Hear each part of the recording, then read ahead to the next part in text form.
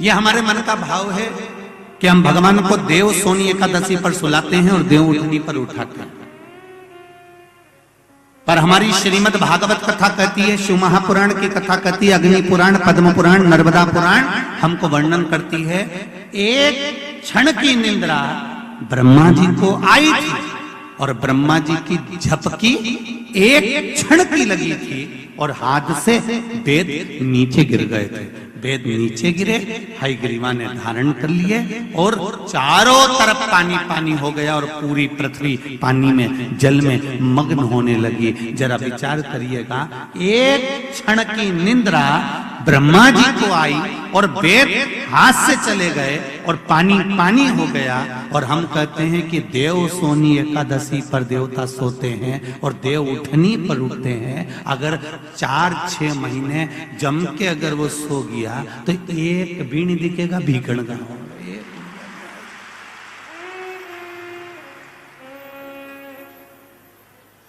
एक नहीं दिखने वाला। फिर तो लोग कहेंगे सियोर कहां गए और भीकण गांव कहां गया।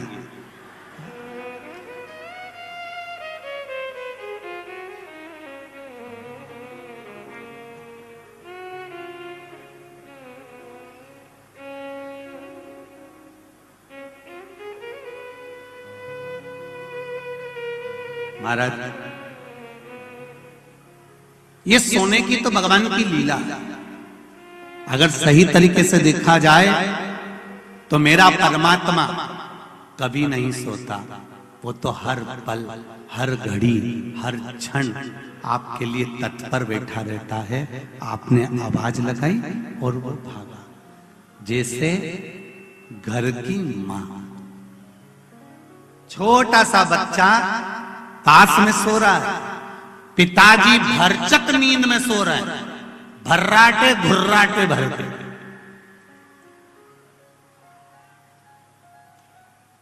पिताजी को कोई मतलब नहीं, वो तो बस दुकान से आया ने, उन्हें पूरा दुकान की गिराकी करी ने, सटर मटर गिरा के आया ने, रोटी मोटी जीनी, 2-4 गप्पे हमारे दोस्तों के साथ घूम फिर के आया ने, पसरी गया, सोया। और वो सोया और सोते ही फिर तो रात भर जम के सोया ने, सवेरे उसकी नींद खुली। पर घर की जो माँ होती है, घर की जो माता होती है, जिसके पास में छोटा सा बच्चा सो रहा होता है, उस माँ की नींद कैसे होती है। बस बच्चा, कोई माँ का बच्चा अगर इंजेक्शन लगवा कर आया है, कोई सुई लगवा कर आया है, कोई टीका लगवा कर आया है, तो माँ गोदी में ही रात भर लेटे लेटे बैठे बैठे निकाल देती है, उसकी नींद नहीं हो पाती। फिर सुबह तैयार होकर अपने काम में लग जाती है, उसके चेहरे पर सल नहीं आता। यह माँ। और अगर कहीं का पुरुष हो ना तो 25 बार के बता दे, 2 दिन से मेरी नींद नहीं हुई, धनतेरस से दिवाली तक, अब सोऊंगा और मुझे बिल्कुल डिस्टर्ब मत करना, परेशान मत करना। और यही बात जगदम्बा कह दे तो बोल दे,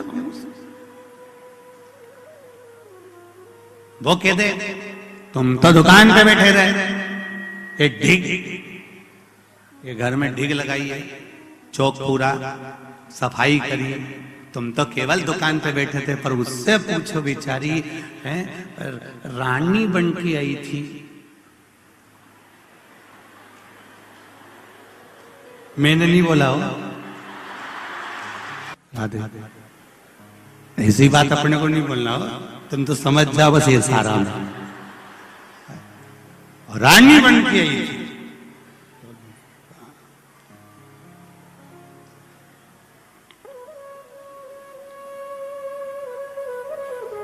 करवा चौथ पे कितनी सुंदर तैयार हुई थी, और धनतेरस के 1 दिन पहले इसको देख लो, बस उतना में समझ जाओ।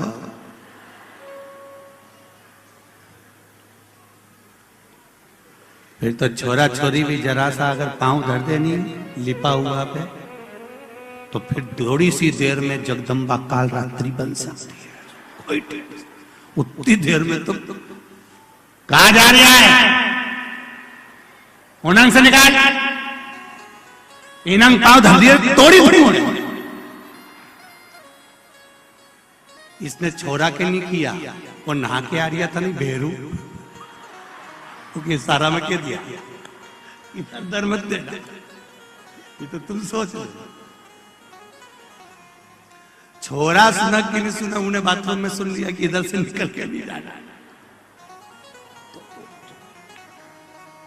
उतना दूर से।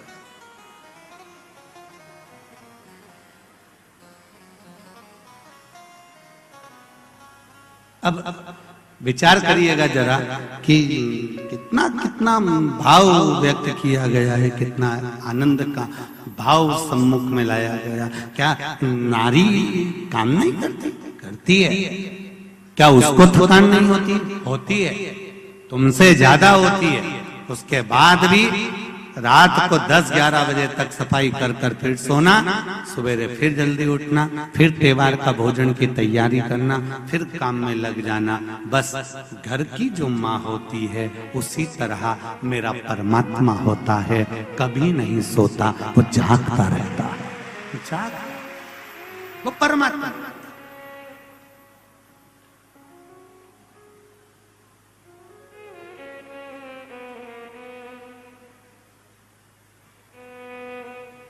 एक पति नौकरी करता है, एक पत्नी नौकरी करती है। पति नौकरी कर कर आएगा, बैग पटकेगा, सोफे पर पांव रखकर बैठ जाएगा, टीवी चालू करेगा, मोबाइल पर व्हाट्सएप चलाएगा और आवाज लगाकर बोलेगा चाय ला कर दो। पत्नी जाएगी, चाय ला कर देगी, बच्चों का इंतजार करेगी। वो भी नौकरी से आई है, तुम भी नौकरी से आए हो। वो भी सुबह की गई थी, तुम भी सुबह के गए थे, पर तुम्हारे चेहरे पर सल आ गए, पर उसके चेहरे पर सल नहीं आया, क्योंकि उसको अपने बच्चों का और पति का पेट भरना है, इसलिए वो रसोई घर में चली गई। ऑफिस से आने के बाद, नौकरी करके आने के बाद वो फिर वापिस अपने घर में, यहाँ पर ये पुलिसकर्मी लगे हुए हैं, यहाँ पर माता चिकित्सालय वाले भी लगे हुए हैं, सिस्टर भी बैठी हुई हैं, लेडी पुलिस भी बैठी हुई हैं। मैं कहूंगा कि एक पुलिसमैन से भी कहूंगा, एक डॉक्टर से भी कहूंगा, आप ऑफिस से आते हो बैठते हो, पर वो भी तो कहीं किसी ऑफिस से आकर, वो भी तो आने के बाद, बैग रखने के बाद, सामान रखने के बाद तुरंत रसोई घर में चली जाती है। बस इतना सा निवेदन है, जैसे मेरे शंकर अपनी पार्वती की दशा को समझते थे, पार्वती शिव की दशा को समझती थी, इसलिए शंकर और पार्वती को शिव शक्ति कहा जाता है। ऐसी दशा हमें अपने परिवार में समझना चाहिए, तो कभी परिवार में विवाद नहीं हो सकता, प्रेम बढ़ता चाहिए। उस परिवार में कभी विवाद नहीं हो सकता। हमने अगर शंकर भगवान की पूजन करी, आराधना करी है, उनका स्मरण करा है, तो उस परिवार का स्मरण करो कि शिव परिवार में ऐसा है क्या कि दोनों में बस केवल आत्मीय प्रेमता का भाव दर्शाया जाता है।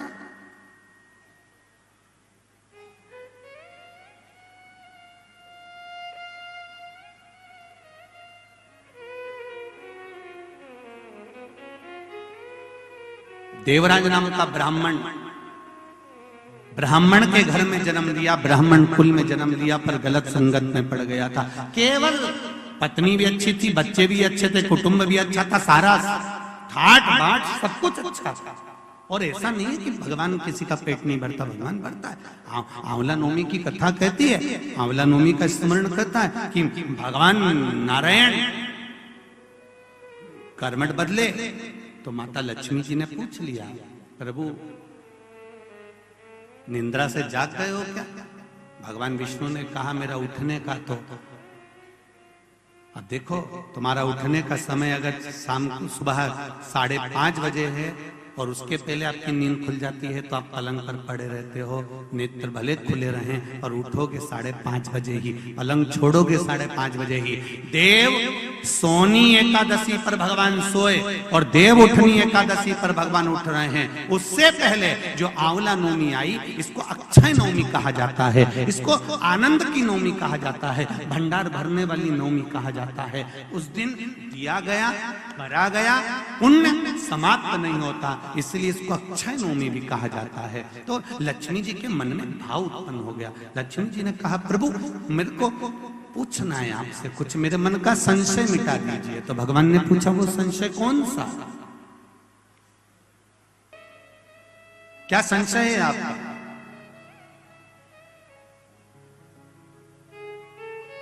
मेरा संशय केवल इतना सा है, क्या सोने से पहले आपने भगवान शंकर को पूरी सृष्टि का भार दिया था, क्या शंकर भगवान पूरी सृष्टि को सही से चला रहे हैं? आपको ज्ञात है? भगवान विष्णु बोले, हाँ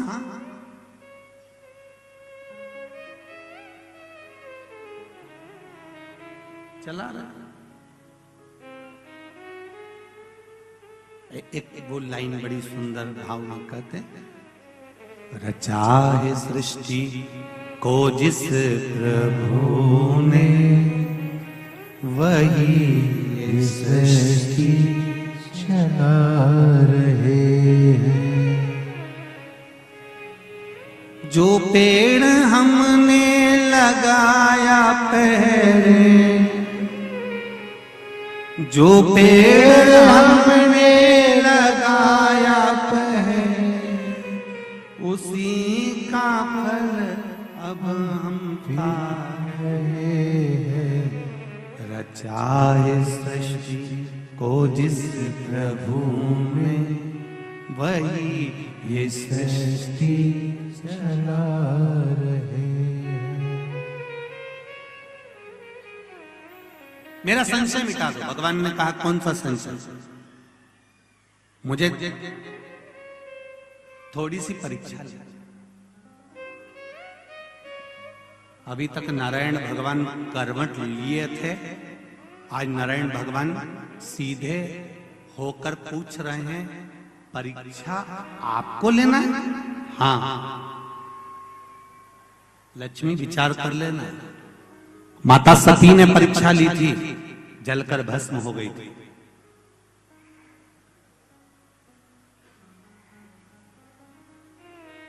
माता ज्योति ने परीक्षा ली थी, ज्योत के रूप में जलती रही थी।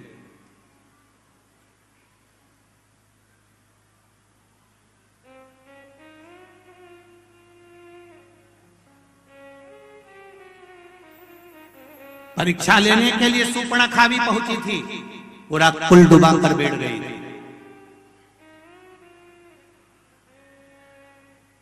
फिर विचार कर ले लक्ष्मी, परीक्षा लेना सरल है, पर परीक्षा का रिजल्ट बड़ा कठिन है। लक्ष्मी जी बोली, नहीं नहीं, मेरे को तो बस केवल एक परीक्षा लेना है, क्या भगवान शिव पूरी सृष्टि के भार को सहज अच्छे से संभाल रहा है? तो नारायण ने बोला, लक्ष्मी तुम्हारे मन में क्या शंकर भगवान के प्रति भेद उत्पन्न हो रहा है? शिव जी के प्रति भेद उत्पन्न हो रहा है? मेरा एक निवेदन भीकन गांव की धरा से संपूर्ण श्रोता भाइयों से निवेदन है, शंकर भगवान पर कभी भेद उत्पन्न मत करना। क्या शिव जी को जल चढ़ाने से ऐसा होता है? क्या बेलपत्री खाने से ऐसा होता है? पहले चढ़ाकर देखो, खाकर देखो, लाभ हो तब विचार करिए क्या हाँ होता है। एक पत्र आया है, देखिए।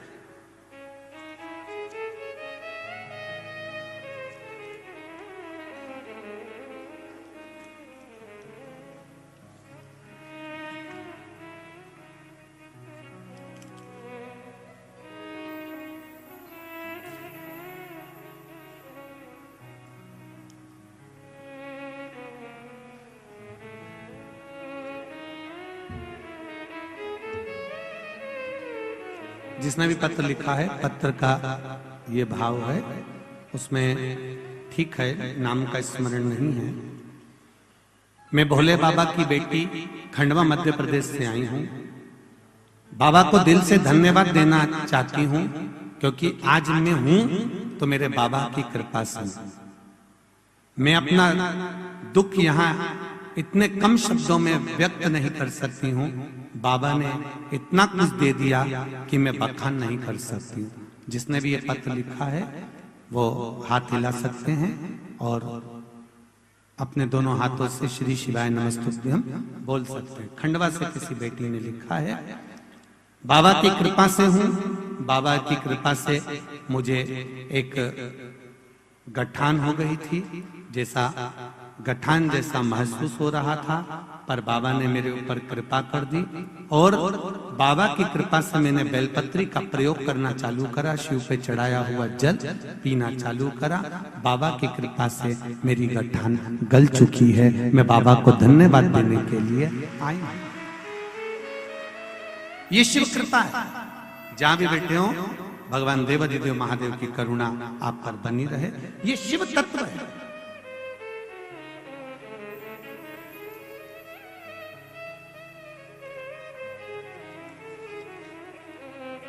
शिव की कृपा बिना नहीं हो सकता। पहले स्वयं कर देखो। लक्ष्मी जी ने भगवान शंकर पर थोड़ा सा संशय जताया, क्या सृष्टि का बाहर तत्व ठीक चल रहा है? क्या सृष्टि का ये क्रम ठीक चल रहा है?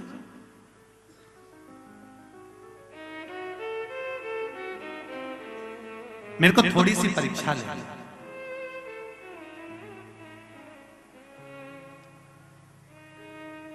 बहुत ध्यान दीजिएगा। शिव पुराण कहती है, दुनिया की परीक्षा लो पर भगवान की नहीं। एक भक्त की जब परीक्षा ली जाती है तो बैकुंठ का सिंहासन डोल जाता है। आज अगर नागेश्वर मंदिर महिला मंडल कथा करा रही है, किस भाव से करा रही है, किस आनंद से करा रही है। बस बन सके तो ये हाथों को आगे बढ़ाकर उनको सहयोग प्रदान करो, टांग अड़ाकर कार्य को रोकने का प्रयास न करो। शिव कथा कर रही है, लेओ परीक्षा, मना नहीं है। भगवान विष्णु भी कह रहे हैं कि लक्ष्मी जी आपको अगर परीक्षा लेना है तो दूसरे की लोग कहां शिव जी की परीक्षा लेने जा रही है। नहीं नहीं नहीं, मुझे समझना है क्या सृष्टि का संचालन ठीक चल रहा है। तो भगवान ने कहा कि आपको अगर महसूस हो रहा है ऐसा कुछ तो आप कर लीजिए परीक्षा। क्या परीक्षा करना है? तो लक्ष्मी जी बोली, मेरे को शिव जी का निमंत्रण करना है। शंकर जी का निमंत्रण? हाँ। भोलेनाथ का निमंत्रण? हाँ। भगवान विष्णु ने कहा, सुनो लक्ष्मी,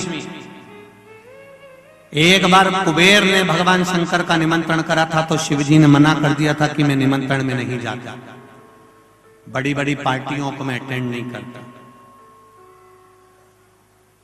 मेरी बड़ी बड़ी पार्टियां मेरा छोटा बेटा गणेश अटेंड करता। तो कुबेर जी ने कह दिया था कि इतना सा बेटा तुम्हारा गणेश क्या खाएगा, हमने 56 भोग बनाया है, ये क्या खाएगा। तो इतने में शंकर भगवान ने कह दिया था, ये तो बाद में मालूम पड़ेगा।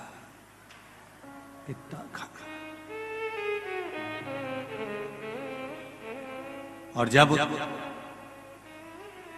कुबेर जी ने कहा ठीक है आप गणेश जी को भेज देना, तो गणेश जी को भोजन करने भेजा था। कार्तिकेय रुष्ट हो गए थे। कार्तिकेय ने जाकर अपनी माता पार्वती जी से कह दिया था, माँ घर का बड़ा बेटा मैं हूं, अगर पार्टी में भेजना है तो पहले मुझे भेजना था, पर पिताजी ने गणेश जी को भेज दिया। पार्वती जी ने जाकर शिव जी से पूछा, तुमने कुबेर के यहाँ गणेश जी को क्यों भेजा। शंकर भगवान बोले, मुझे देखना पड़ता है किस बेटे को किसके यहाँ शादी में भेजना है, लिफाफा कितने का भेजना है, किन के यहाँ पंगत है, किन के यहाँ बफेट है, किन के यहाँ कितने स्टॉल लगे हैं, ये मुझे समझना पड़ता है। इसलिए मैंने गणेश जी को भेजा। तुम चिंता मत करो, गणेश जी को बुलाओ। गणेश जी आए, प्रभु जी बोलिए पिताजी क्या आज्ञा है। पिताजी ने कहा, बेटा कुबेर जी के यहाँ भोजन है, अच्छा पेट भर के जिम के आना। गणेश जी महाराज बोले, चिंता ही मत करो पिताजी, 3 दिन से कुछ नहीं खाया, आप टेंशन मत लीजिए। और गणेश जी महाराज 7 बजे भोजन चालू होना था, 5 बजे पहुंच गए। तुम्हारे जैसे 2 बजे कथा चालू होना है, सुबह 9 बजे से चिल्ला चोट चालू हो गई। कार्यकर्ता माइक पे चिल्लाने लगे, नाश्ता चालू हो गया है, 8 बजे से चल रहा है, 10 बजे तक चलेगा। रात्रि का भोजन कितने बजे चिल्ला रहे थे? 7 बजे चालू होगा। तो ये सब आवाज लगा रहे थे और आप लोग बड़े प्रेम के साथ में 7 बजे से जगह संभाल संभाल कर बैठ गए थे। ये शिव कृपा, ये शंकर की, ये शिव की उदाहरण। अब महाराज गणेश जी महाराज 5 बजे पहुंच गए। 5 बजे पहुंचते से श्री गणेश जी महाराज ने आवाज लगाई, कुबेर भैया, कुबेर भैया। कुबेर जी तो नहीं थे, उनकी धर्मपत्नी निकल कर आई। उन्होंने कहा कौन? मैं विनायक गणेश। कैसे आना? भोजन कर। भोजन तो 7 बजे। पिताजी ने जल्दी भेज दिया कि पहले जिनके आ जाओ तो जल्दी से, मां भीड़ भड़क का होगा, 33 कोटि देवता आए हैं भोजन करने के लिए, जगह नहीं मिलेगी, पहले चले जाओ। तो पत्नी दौड़ कर गई कुबेर जी के पास, वो गणेश जी आए तो जिमा दे, अच्छा है, फुर्सत होंगे, जितने जिम के चले जाएंगे टाइम बचेगा, जा जिमा। लगा दी चौकी, बैठ गए गणेश जी। जिमना चालू हुआ, थाली आ गई, भोजन करना चालू करा। जो भोजन करना चालू करा, छोटे से गणेश जी महाराज इतना खाए, इतना खाए, इतना भोजन करा, इतना खाया, जो रखा था कुबेर के खजाने में 33 कोटि देवी देवताओं के लिए जो भोजन बना था, वो कुबेर जी के यहाँ गणेश जी 15 मिनट में निपटा गए। 15 खास खास आइटम ज्यादा निपटा है। अपन जैसे थे, बफेट में जाओ तो रोटी कौन खाए, पहले स्टॉप, जितने लगे पहले सब निपटाया और खाए सो खाए। देखा छोरा छोरी को भी पहले खा के देखा, अच्छा खा ले, खा छोरा छोरी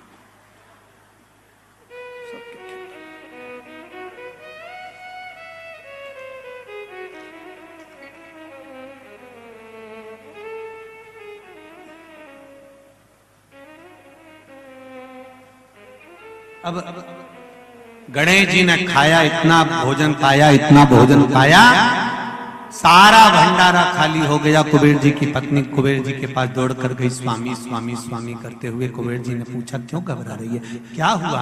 कि भोजन भोजन क्यों, क्या हो गया? गणेश जी ने कर लिया। नहीं, वो तो बैठे ही, अभी तो कह रहा है तो तू उनको भोजन करा रही है? हाँ, तो कब का आया? 5 बजे का। तो क्या अभी तक जी में गया? हाँ,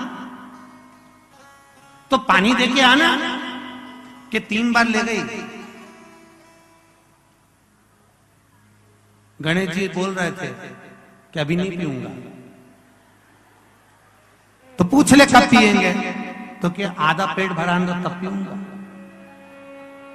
तो अभी आधा भी नहीं हुआ। नहीं, तो भोजन करा। तो क्या कुबेर के भंडार में जितना भोजन था 33 कोटि देवताओं का बना था, सब जिम गया। सूखा माल, तो क्या सूखी सामग्री अंदर आने ही नहीं दे रही, रसोई घर तक तो पहुंचती नहीं, हॉल में रोक के निपटा जाता। कुबेर जी दौड़कर भगवान शिव जी के पास गए। प्रभु गणेश जी, शंकर जी ने पूछा गणेश जी को क्या हुआ? बस सब खा गए, 7 बजे मेरे यहाँ पर 33 कोटि देवता आएंगे, मेरी हंसी उड़ जाएगी नाथ। भगवान शिव ने कहा था कुबेर, तूने मेरे दरवाजे पर आकर कहा था कि आप चिंता मत करो, मेरे यहाँ इतना भोजन बनेगा, इतना भोजन बनेगा, कोई भूखा नहीं जाएगा, खूब जोरदार में भंडारा करूंगा। ये जानकर भगवान शिव ने कहा इतनी ऊंची वाणी नहीं बोलना चाहिए, बोलना चाहिए तो एक बात बोलो, जैसा भोलेनाथ कराएगा वैसा कर दिया जाएगा। हमारी सामर्थ्यता नहीं, हमारी सामर्थ्यता नहीं कि हम कर सकते।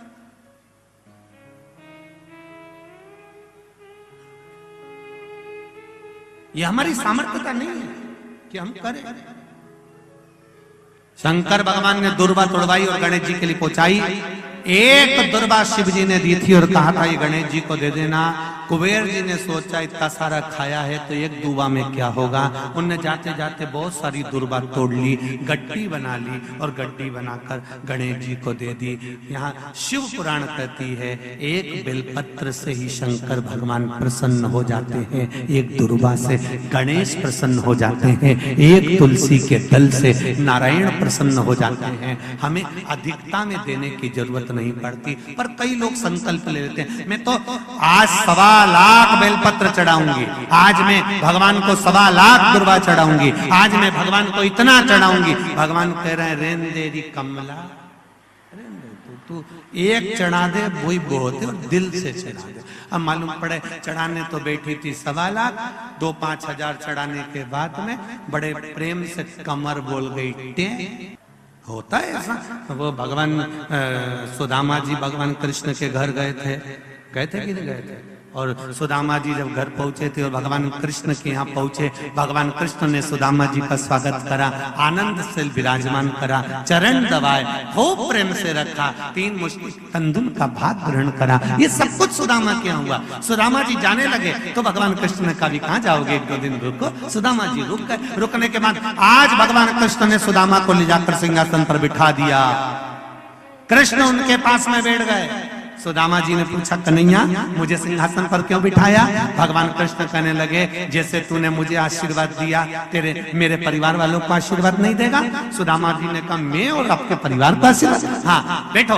भगवान कृष्ण ने 16,108 रानियों से कह दिया मेरा मित्र सुदामा आया है, एक एक कर आना और आशीर्वाद लेकर जाना। एक एक रानी आने लगी, सुदामा जी सबको आशीर्वाद देने लगे। अखंड सौभाग्यवती, बोलो तो पूरा बोलो, पूरा अखंड सौभाग्यवती, पूरा पूरा बोलो, साथ बोलती रहो जरा। 5 चुप क्यों की जम के बोलो। 8 बोलती जाओ और हाथ हिलाती जाओ।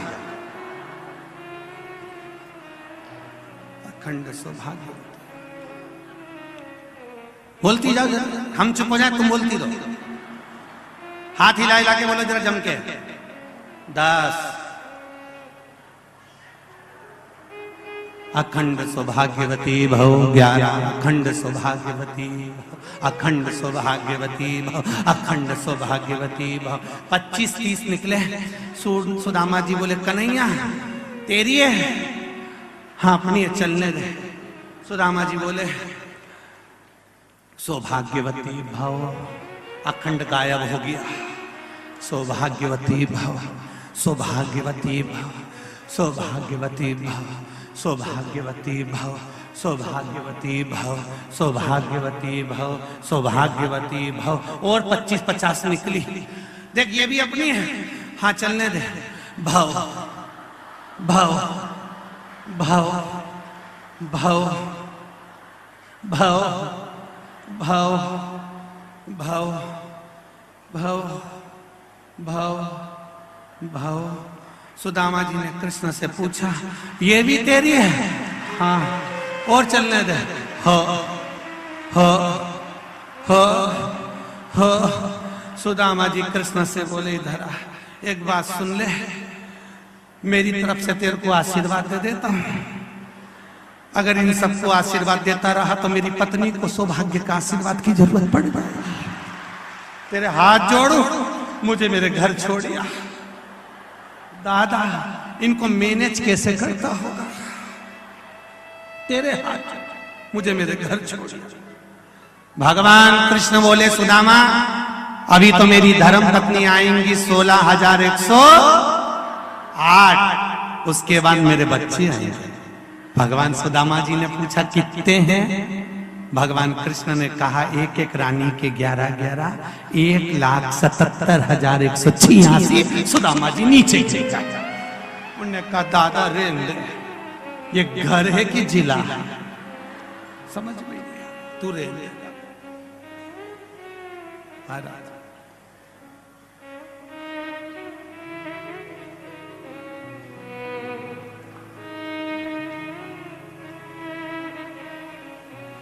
क्या है?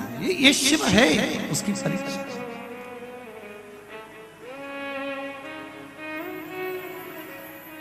सुन भक्तों की पुकार हो के नंदी पे सवार, काशी नगरी से आया हे मेरा भोलेनाथ। लक्ष्मी जी भगवान शिव को परीक्षा के लिए निमंत्रण दे रहे हैं और भगवान आए भगवान विष्णु ने मना करा, परीक्षा मत लो। भक्त की, भगवान की कभी परीक्षा नहीं लेनी, मत ले परीक्षा, पर नहीं। आपकी आज्ञा होगी तो मैं अवश्य देखना चाहती हूं कि सृष्टि का वर्णन, सृष्टि का जो निराकरण है, सृष्टि का जो भाव है वो सही चल रहा है, सृष्टि का संचालन सही चल रहा है कि नहीं चल रहा, मुझे देखना।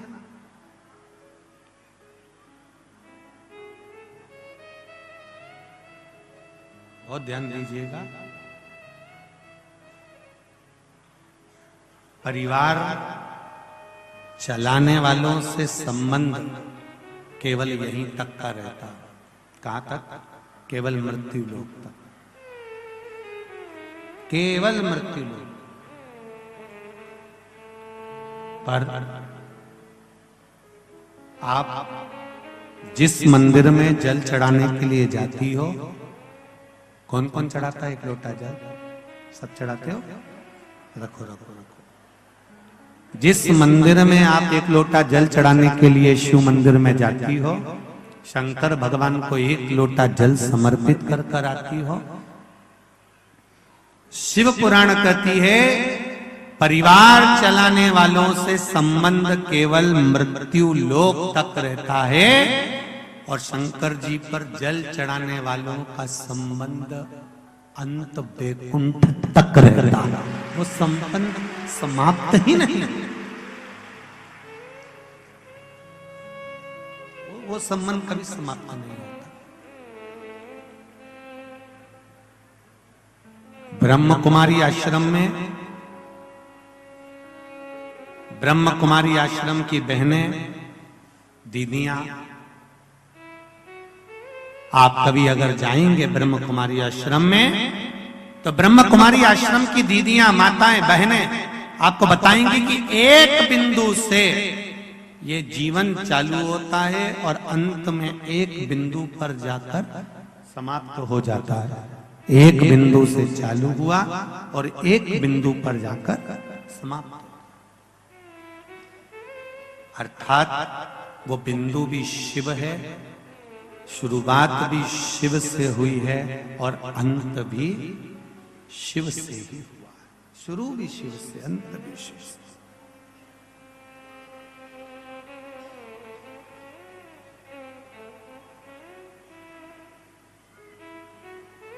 कितना सुंदर कहा है।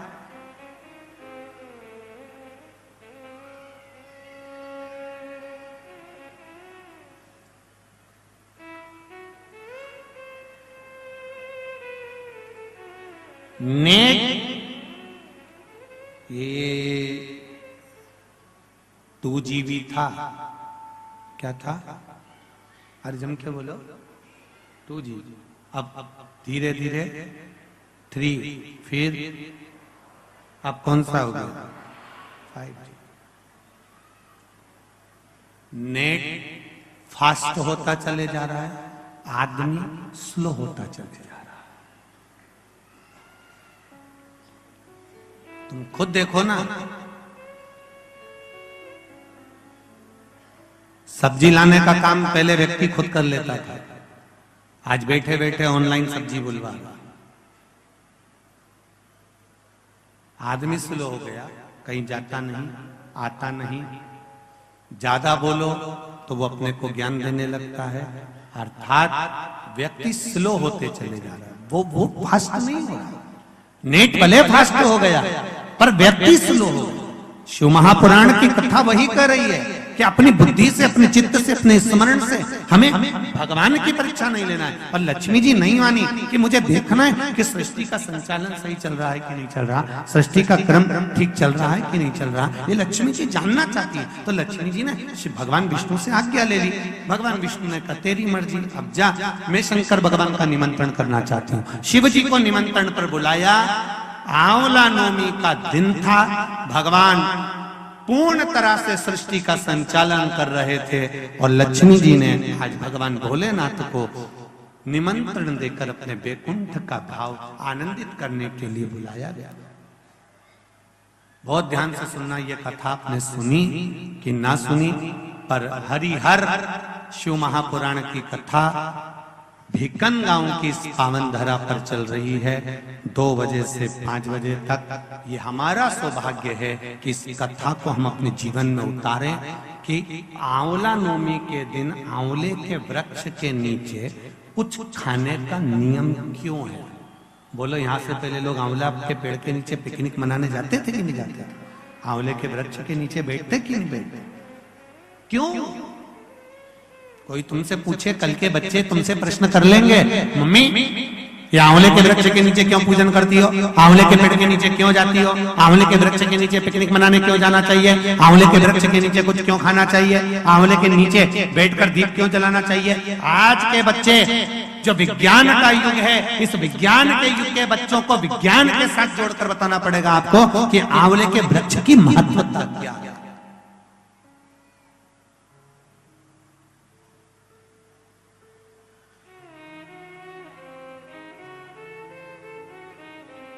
हम कई बार कथा में कहते हैं, आपको अगर शिव महापुराण पर लगता हो कि सीवर वाले महाराज जी ने ये कथा कहां से बता दी, वो कथा कहां से बता दी, तो एक आध बार गीता प्रेस गोरखपुर की शिव पुराण लेकर आओ, एकांत में बैठो, 1-1, 2-2 घंटा अच्छे से पढ़ाई करो, उसका एक एक शब्द अपनी चित्त में, अपनी वृत्ति में, अपने जीवन में उतारो,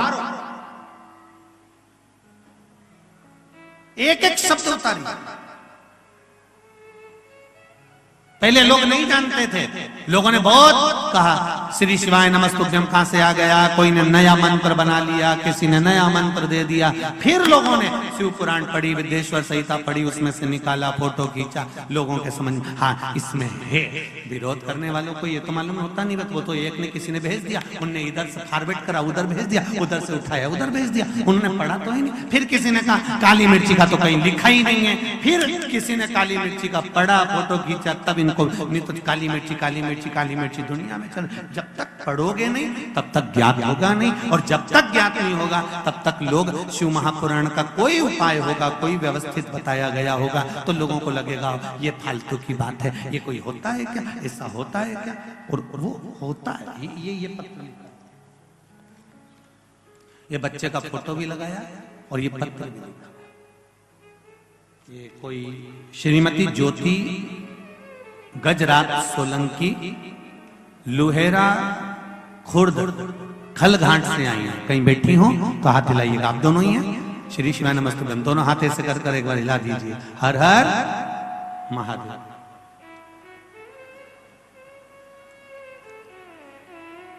एक लोटे जल की क्या महत्वता है गुरुजी, मैं वर्णन नहीं कर सकता। एक दाना चावल का चढ़ाने का महत्व है, मैं बोल नहीं सकता। गुरुदेव क्या क्या कृपा मेरे भोलेनाथ ने करी है, ये मेरे शिव की ही कृपा है। जरा माइक पहुंच सकता है कि माता, भेजो जरा माइक भेजो माता।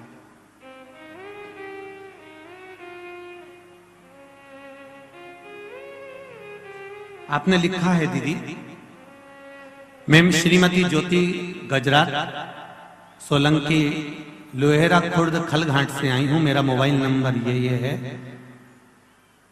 गुरुदेव इतना कर्जा था जीवन में, इतना कर्जा था कि शरीर पर पड़ी हुई सारी ज्वेलरी, सारा जेवर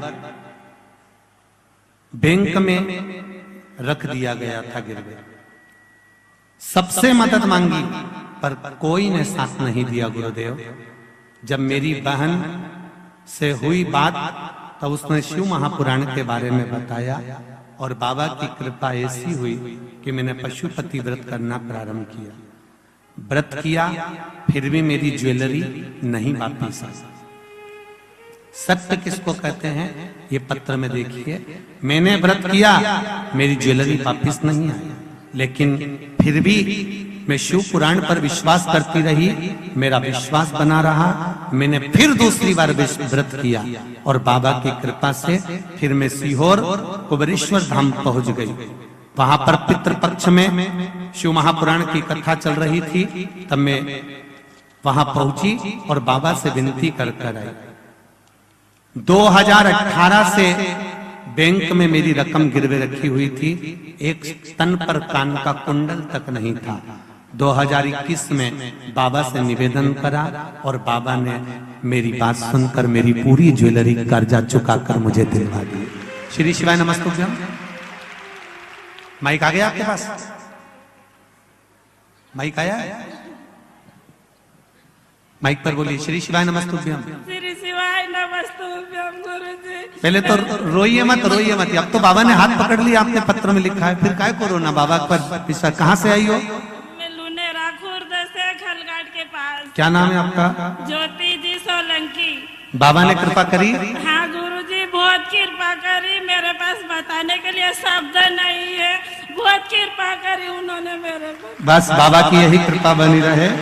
आपने लिखा है कि आपका पूरा जेवर बैंक में पड़ा हुआ था। हाँ गुरुजी, 3 साल से बैंक में ही था। मैंने सबसे मदद मांगी, किसी ने मेरी मदद नहीं की। फिर मनावर मेरी बहन से मैंने बात की, उसी ने बताया कि आस्था चैनल पर शिव पुराण आती है तो सुन और पशुपतिनाथ का उपास कर। फिर मैंने सुनी और पशुपतिनाथ का उपास किया, 5 व्रत किया, मेरा काम नहीं हुआ। फिर पितृ मोक्ष की शिव पुराण में मैं सीहोर गई थी, बहुत भीड़ थी, पंडाल के बाहर कथा सुनी, बैठने की भी जगह नहीं थी, पर मैं बाबा को धोख लगा के आई और बोल के आई। आते ही सही मैंने पशुपतिनाथ डबल किया और नवरात्रि में मेरी रकम सारी ज्वेलरी छूटकर बाहर आ गई। बैठिए बैठिए विराज। श्री शिवाय नमस्ते। नमस्तुभ्यम। बाबा की कृपा बनी रहे। ये शिव है औ घड़ी, क्या वर्णन करूं मैं उसका, क्या महाराज। मैंने तेरे ही भरोसे ओ बाबा, तेरे ही भरोसे हवा बिच उड़ती जवानी, बाबा डोर हटो छठीला में कटी जवानी, भोले में तेरी पतन हवा बिच उड़ती जावागी, बाबा डोर हटो छठीला में कटी जावागी। हमारा तो केवल इतना सा निवेदन आप सबसे दिल से सुनो, और मेरी माताओं से भी निवेदन है, अपने अपने पतियों से भी कह देना कमाने के लिए पूरी जिंदगी पड़ी है। बच्चों से भी कह देना बेटा पूरा जीवन मोबाइल चलाना मना नहीं, पर 3 घंटे की शिव महापुराण की कथा बीकन गांव में कहीं नर्मदा मैया की कृपा से हो रही है। चलो कथा सुनो। नहीं मिलने वाला मौका, कहीं ये नागेश्वर महिला मंडल, शिव मंदिर महिला मंडल का कहीं शिव जी से कोई संबंध हो गया होगा तो भीकन गांव में ये शिव पुराण आ गई है।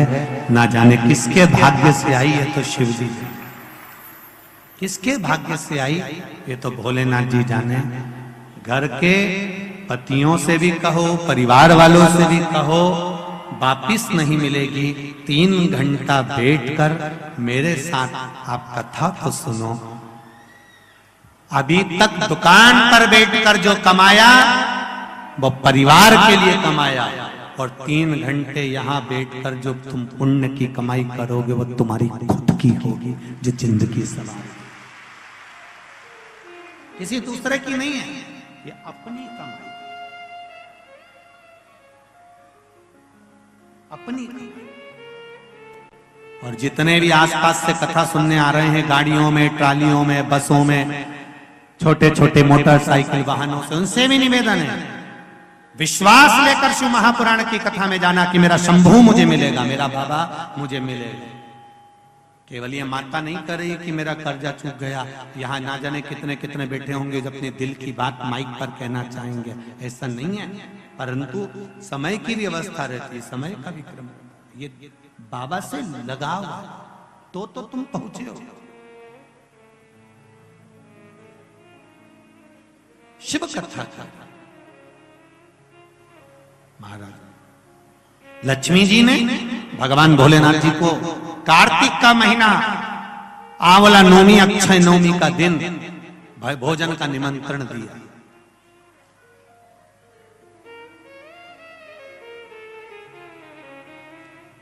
अब शब्द सुनिएगा जरा शिव महापुराण का, कितना सुंदर संवाद है। भगवान शिव जी को निमंत्रण मिला, शंकर जी ने निमंत्रण स्वीकार करा, पर शंकर भगवान बैकुंठ भोजन करने के लिए नहीं गए। अब ध्यान देना थोड़ा सा, निमंत्रण स्वीकार करने के बाद भगवान भोजन करने नहीं जा रहे हैं। लक्ष्मी जी इंतजार कर रही हैं, भगवान शिव नहीं आए। तब लक्ष्मी जी तुरंत गरुड़ पर चढ़कर भगवान शिव जी के पास आई। भोलेनाथ प्रभु आप भोजन के लिए नहीं आए। शंकर भगवान बोले मैं भोजन के लिए आ जाता, पर सारी सृष्टि का कार्य मेरे ऊपर पड़ा हुआ है, तो मैं भोजन करने कैसे जाऊं। ये घर का पति है, पूरा परिवार का जब बोझा सिर पर रहता है तो दुकान छोड़कर वो भोजन करने भी घर पर नहीं आ पाता, टिफिन मंगवा लेता है कि मेरा भोजन का टिफिन भेज देना। अभी दीपावली का थोड़ा सा व्यापार चल रहा है, शादी का सीजन चल रहा है, मेरा भोजन भेज दो। तो लक्ष्मी जी ने कहा, ध्यान से सुने, आस्था चैनल पर जितने बैठे हैं सम्मुख में, फेसबुक यूट्यूब पर जितने सुन रहे हो, बार बार ये कथा नहीं मिलने वाली, ध्यान दीजिएगा। लक्ष्मी जी ने कहा मैंने निमंत्रण बैकुंठ का दिया, तो मैं कैलाश पर भोजन कैसे करा।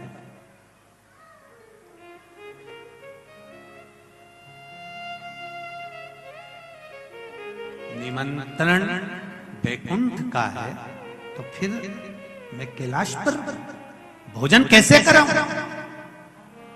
कैलाश पर भोजन कैसे कराया जाए। शंकर भगवान ने उसी समय पर ब्रह्मदेव को बुलाया और ब्रह्मा जी को बुलाकर कहा, ब्रह्मदेव आपकी लेखनी में बताया जाए, आपकी लेखनी में, आपके पुराणों में, आपके वेदों में और आपके शास्त्रों में बताया जाए कि अगर जीव बैकुंठ तक नहीं जा सकता तो बैकुंठ पृथ्वी पर कैसे आ सकता है।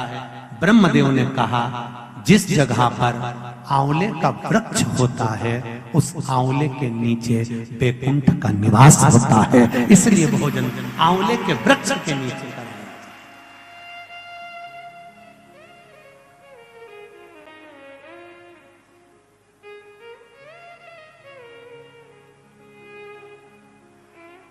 और मेरी माताओं से एक निवेदन, आंवले के वृक्ष के नीचे पूजन करने जाओ, रे पत्ती भी अगर पड़ी हुई है तो उसको भी थोड़ा सा उठा कर लिया ना। अगर घर का कोई व्यक्ति नहीं गया होगा तो उसको मस्तक पर घर में ही वो पत्ती लग जाएगी, तो बैकुंठ का भाव तो उसके पास तक पहुंच जाएगा, उतना भी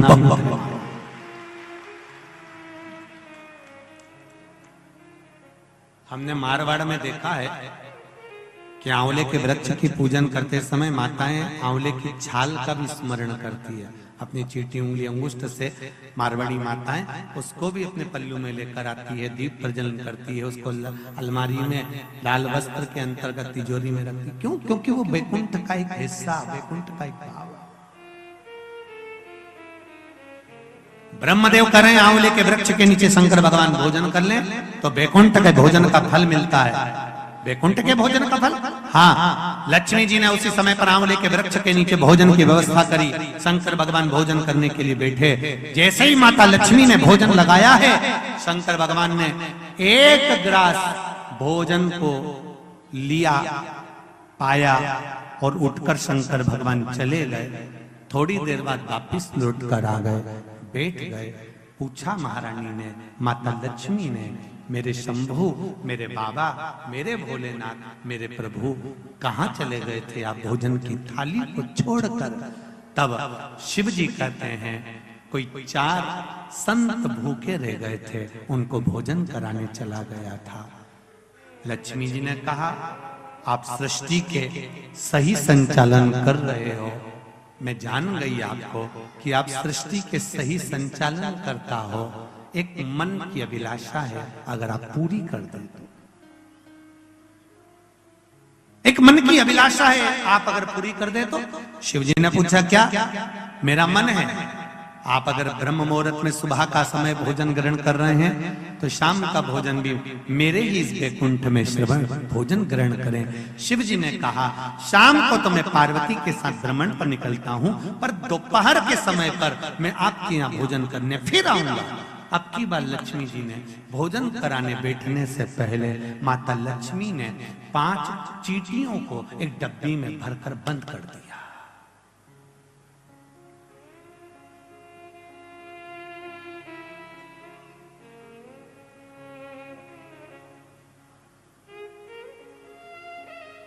पांच चींटियों को माता लक्ष्मी जी ने डब्बी में बंद कर दिया, भरकर बंद करा।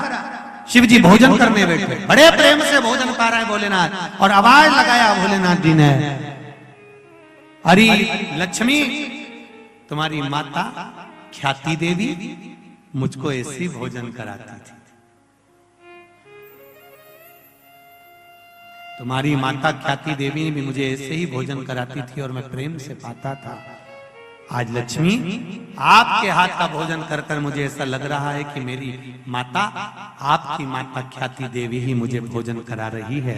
आपको माता के रूप में आज मैंने देखा है, जैसे ख्याति देवी को देखा वैसे आपको देखा। तब भोजन पेट भरकर शिव जी ने जब किया, आचमन करा, लक्ष्मी जी ने कहा भगवान नारायण ने आपको पूरी सृष्टि का भार तत्व दिया है कि पूरी सृष्टि का बोझ, पूरी सृष्टि का संचालन आपको करना है, पर मेरे मन का संशय यहीं धरा की धरा रह गया। आप पेट भरकर भोजन कर लिए और 5 चींटी भूखी रह गई।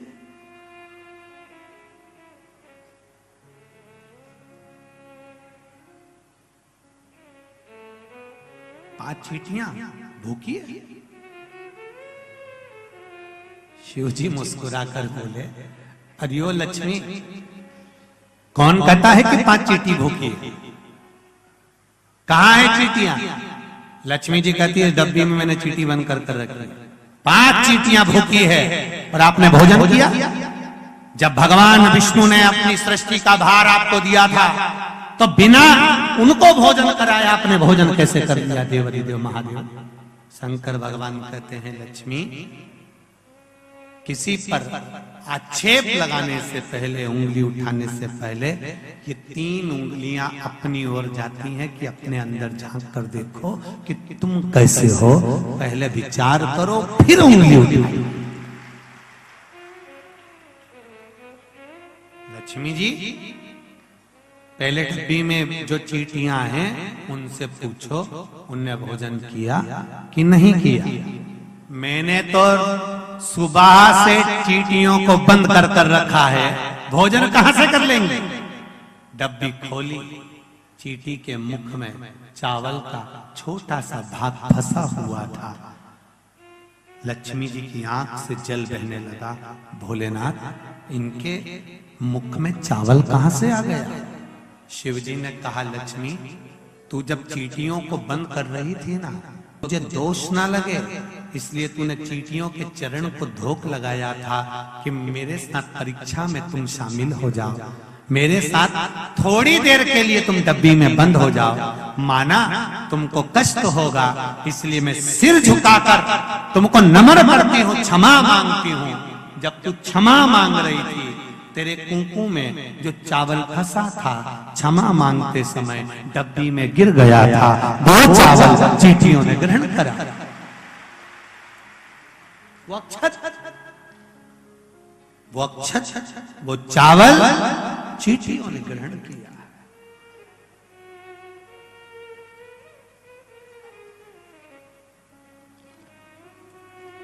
महाराज, वो चावल जो चींटियों ने ग्रहण किया,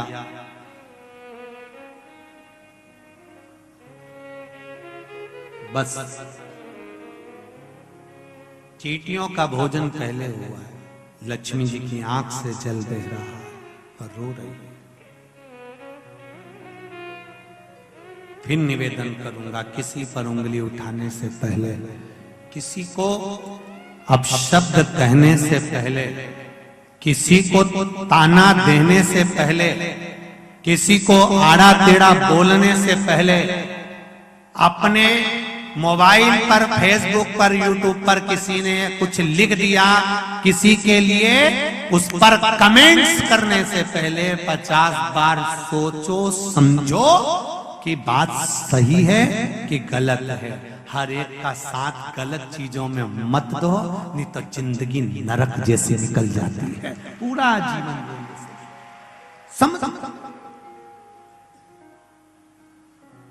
उसको समझना पड़ेगा। इसलिए तुम भगवान के चरणों में बारंबार प्रणाम कर कर, प्रभु हम भी शरणागत हैं, स्वीकार करो तो जाने। प्रभु हम भी शरणागत हैं, स्वीकार सब गाइए। करो तो जाने। प्रभु हम भी शरणागत हैं, स्वीकार करो तो जाने।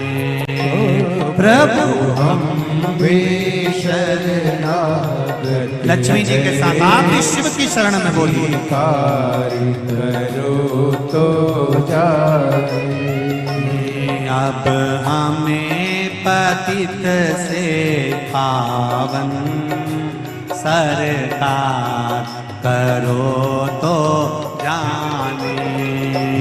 अब हमें पतित से पावन सरकार करो तो जाने। स्वीकार करो तो जाने। स्वीकार करो तो जाने। पावन करो तो जाने। पावन करो तो जाने। प्रभु हम भी शरणागत हैं, स्वीकार करो तो जाने। प्रभु हम भी शरणागत हैं, स्वीकार करो तो जाने। अब हमें पतित से पावन सरकार करो तो जाने। अब हमें पतित से पावन सरकार करो तो जाने।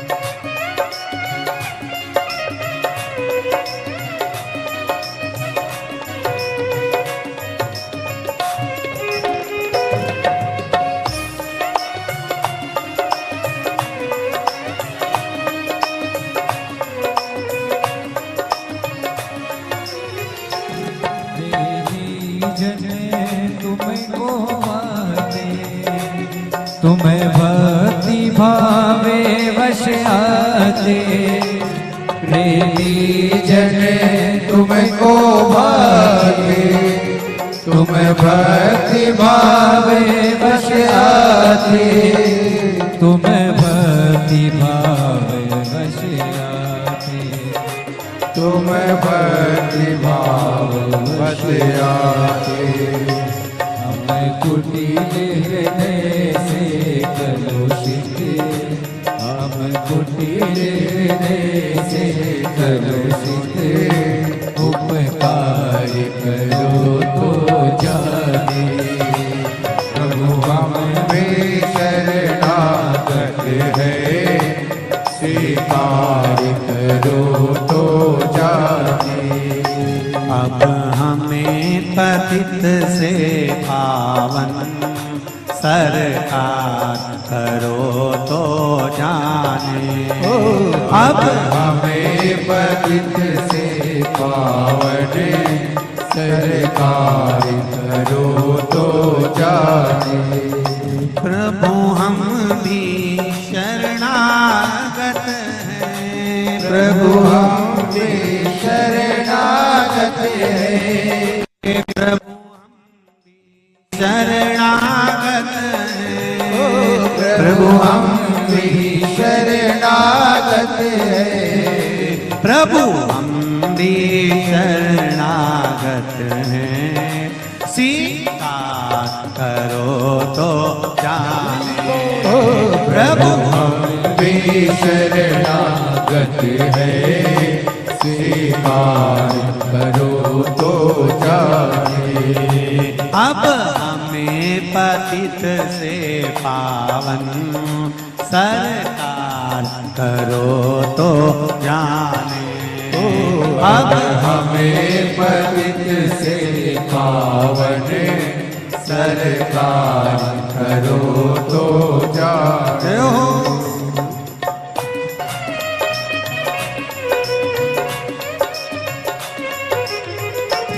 ज्ञानी तुम में तन्मय है, ज्ञानी भी तुम में है,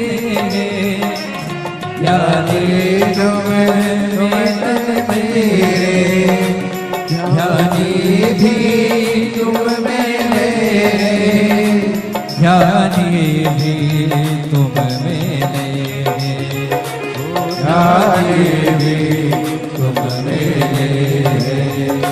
हम अज्ञानी चंचल चित, जय हो। हम अज्ञानी चंचल चित, निस्तार करो तो जाने। प्रभु हम भी शरणागत हैं, स्वीकार करो तो जाने। प्रभु हम भी शरणागत हैं, स्वीकार करो तो जाने। अब हमें पतित से पावन भगवान करो तो जाने।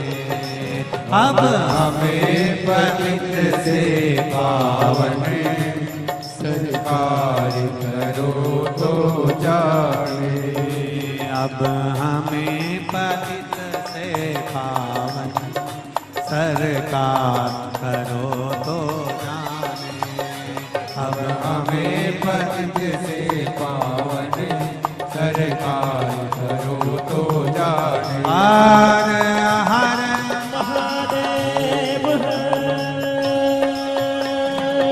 अपने स्थान पर बैठकर भगवान शिव से मन से हृदय से चित्त से भाव से निवेदन करें, भाव भक्ति से भगवान से प्रार्थना करें। मूल मंत्र का स्मरण भगवान को अपने हृदय की बात कहकर भाव से करें। श्री शिवाय नमस्तु, श्री शिवाय नमस्तु, श्री शिवाय नमस्तु, श्री शिवाय नमस्तु, श्री शिवाय नमस्तु। भोला सब दुख काटो मारा, ओ भोला सब दुख काटो मारा। शिव शंकर जपूं तेरी माला, भोले बाबा जपूं तेरी माला। भोला सब दुख काटो मारा, ओ भोला सब दुख दुख काटो। भगवान शिव से प्रार्थना करी है लक्ष्मी जी ने कि मुझसे गलती हो गई बाबा, क्षमा चाहती हूं, मैंने थोड़ा सा गलत सोच लिया, विचार कर लिया, आप क्षमा करें मुझको। शंकर भगवान ने कहा लक्ष्मी जी क्षमा मत मांगो, एक काम कर दीजिए। क्या? बस एक कार्य चाहिए, अक्षय नवमी आंवला नवमी के दिन जो आंवले के वृक्ष के नीचे दीप दान करेगा शाम के समय पर संध्या काल के अंतर्गत, तो उसके घर में कभी संपदा की कमी ना हो। लक्ष्मी जी ने कहा प्रभु आपकी आज्ञा है, मैं स्वीकार करता, मैं स्वीकार करता। जितने भी लोग कथा श्रवण कर रहे हैं और जो लोग नहीं सुन पा रहे हो, इस कथा की एक छोटी सी बात जनमानस तक पहुंचाइए कि आंवले के वृक्ष के नीचे आंवला नवमी के दिन शाम के समय दीप दान अवश्य करें, जिससे आपके जीवन में खुशियां समाहित हो, जीवन में आनंद की अनुभूति, जीवन का सुख प्राप्त। जैसे एकादशी के व्रत का फलाहार,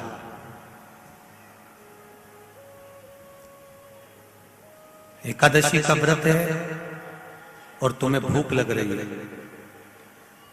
तुमने फलाहार बनवा कर तैयार रखा कि मुझे 9 बजे प्रसाद लेना है या 10 बजे लेना है, 11 बजे लेना है या 12 बजे लेना है। और 12 बजे अगर वो फलाहार तुम्हारे सामने नहीं आया और बज गई 1, 1:30, 2 बजे फलाहार सामने आया और आपने ग्रहण किया, तो उसमें आपको क्रोध नहीं आना चाहिए, उसमें भगवान को धन्यवाद देना। उसका कारण क्या होता है? तुमने समय लिया कि मुझे 12 बजे फलाहार करना है या 11 बजे फलाहार करना है, और किसी कार्य में तुम लग गए, किसी कार्य में तुम लगे, और लगने के बाद वो फलाहार आधे घंटे बाद 1 घंटे बाद तुम्हें प्राप्त हुआ, तो भगवान को धन्यवाद देना। क्यों? जिस समय आपको फलाहार ग्रहण करना था उस समय पर 1 जन्म के पाप कटते हैं, जिस समय पर हम समय के अनुकूल फलाहार करते हैं। समय निकलने के बाद हम फलाहार करते हैं तो हमारे 2 जन्म के पाप कट जाते हैं, जब समय निकल गया और उसके बाद हमने फलाहार का ग्रहण। और हम उल्टे चलते हैं, तुमने बहू को समय दिया मुझे 11 बजे फलाहार करना है, मेरा 11 बजे फलाहार तैयार कर रखो, मुझे 11 बजे फलाहार ला के दो, मुझे 12 बजे फलाहार करना, 12 बजे तक फलाहार रख दो, और तुम तो काम में लगी हुई हो, तुम्हारे को फुर्सत ही नहीं है, मेरा फलाहार बना के तैयार नहीं करा। भगवान को धन्यवाद दो, बहू को धन्यवाद दो, अच्छा हुआ रोज हर एकादशी को 1 जन्म का पाप कटता था, आज मेरा 2 जन्म का पाप कट गया। ये शिव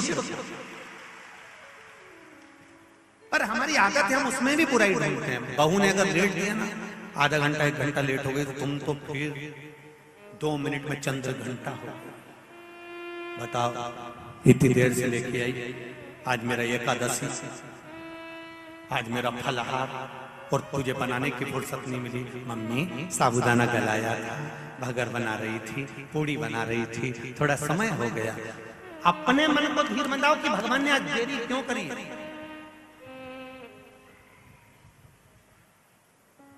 वही फलाहार किसी कारण से और लेट हो गए, दोपहर में 3 बजे के बाद हुआ, और लेट, या मान लो किसी कारण से दिन भर भूखी रह गई, कारण से, जानबूझ के नहीं तो तुम बहुत चतुर बैठ रही हो रही। किसी और वाला महाराज बोला था कि इतनी बजे के बाद करोगे तो तब पाप कटेगा, इतनी बजे कटोगे। ये तो जानबूझ के नहीं, तो कोई क्रम से अचानक।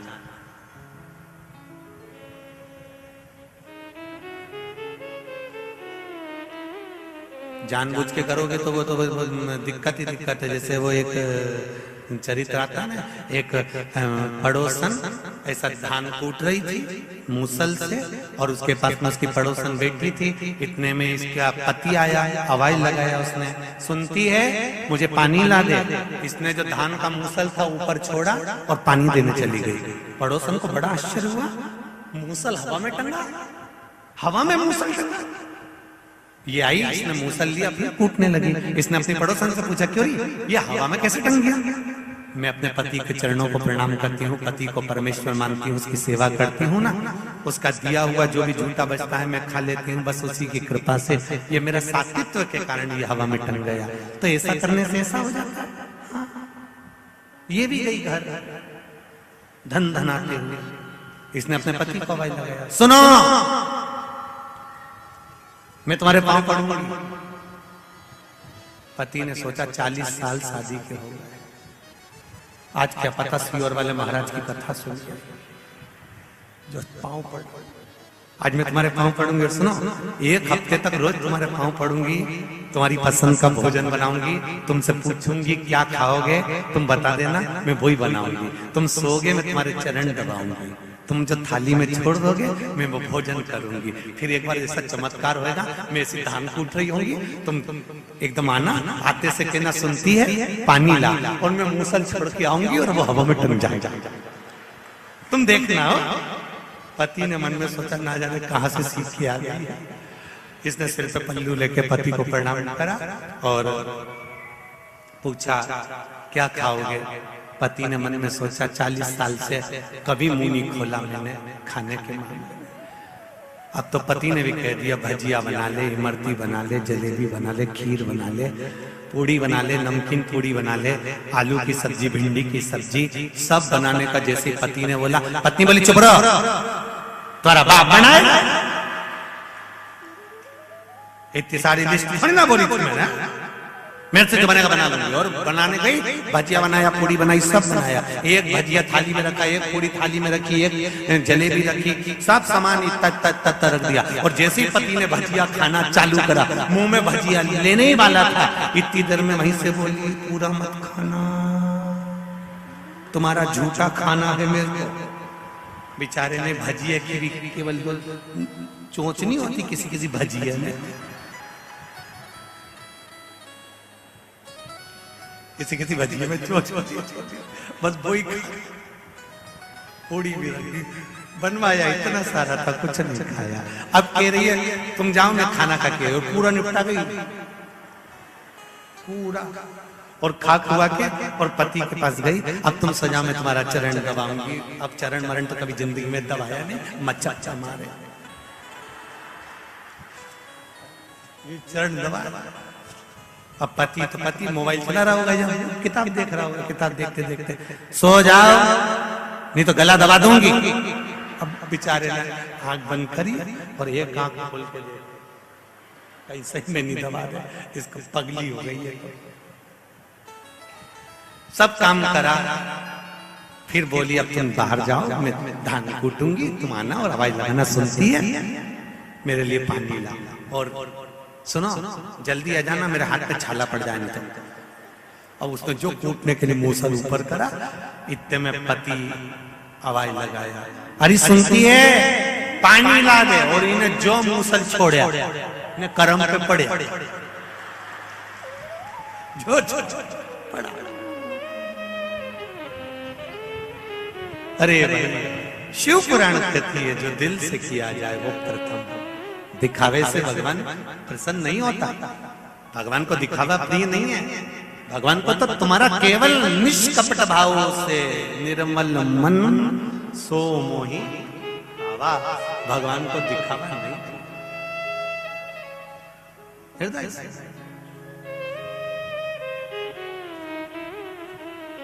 तारकासुर का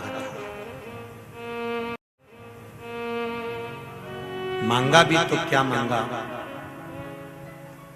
प्राण छूटे शिव जी के पुत्र के द्वारा।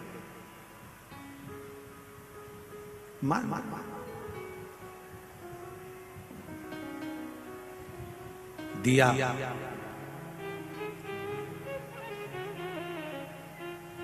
जान कर कुछ न किया जाए, अनजाने में जो हो जाए वो श्रेष्ठ है।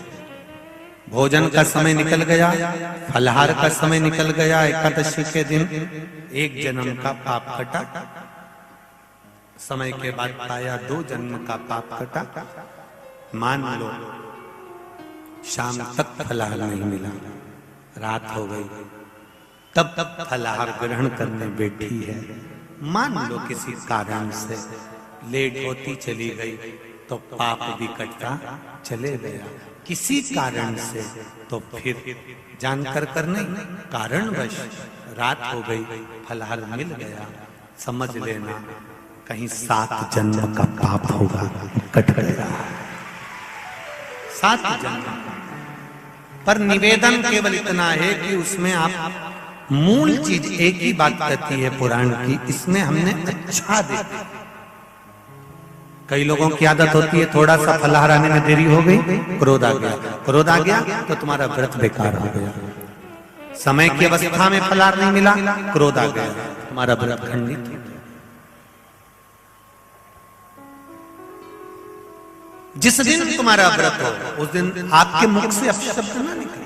एक सुंदर चरित्र आता है, आप लोगों ने श्रवण किया होगा, वैकुंठ चतुर्दशी का एक भाव बड़ा सुंदर आता है कि किसी गांव में एक साहूकार रहता था, एक सेठ रहता था, सेठ के एक बेटा एक बहू थी।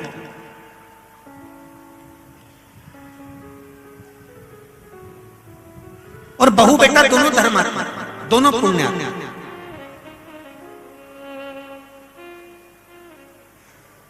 बहू भी धर्मात्मा है और बेटा भी धर्मात्मा है। दरवाजे पर कोई आए भूखा ना जाए, दरवाजे पर कोई आया पानी पीकर जाना।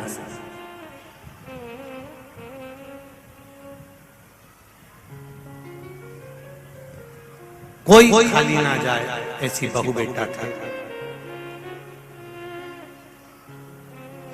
बहू ने नियम लिया, कार्तिक का महीना है, मैं स्नान करने के लिए जाऊंगी।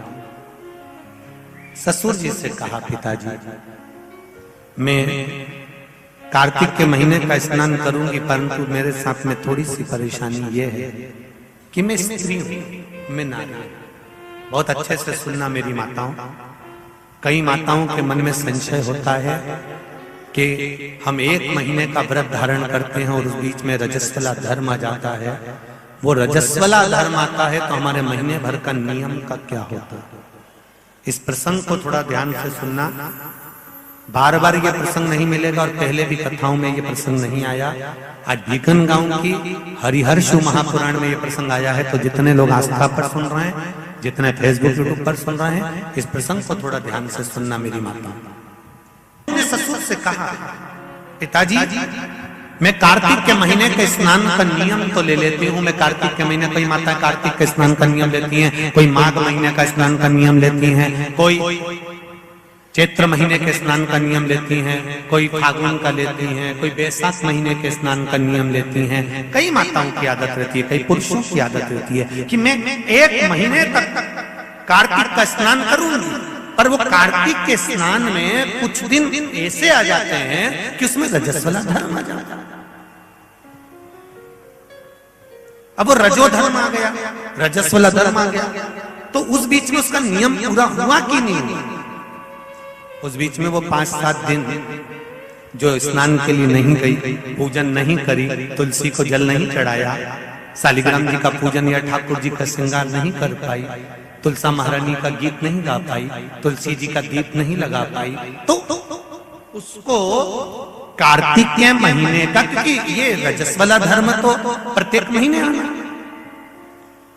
नारी के लिए रजो धर्म तो हर महीने प्राप्त होना, तो हर महीने अगर रजो धर्म आना है तो कार्तिक महीने का फिर नियम पूरा कैसे हुआ। फिर नारी का नियम कैसे पूरा होगा। फिर नारी तो फिर नियम टूट गया, नियम टूट गया तो उसको कोई फल नहीं मिला। तो बहू ने अपने ससुर से कहा, एक साहूकार से, साहूकार की बहू ने कहा, ससुर जी मेरे मन के संशय को मिटा दो, मैं कार्तिक का स्नान करना चाहती हूँ और उस कार्तिक के स्नान में सबसे बड़ी अगर विघ्नता आती है तो मेरे 7 दिन 5 दिन जो रजो धर्म के जाएंगे, वो रजो धर्म में मेरा नियम टूट जाएगा। उस नियम को पूरा कैसे किया जाए।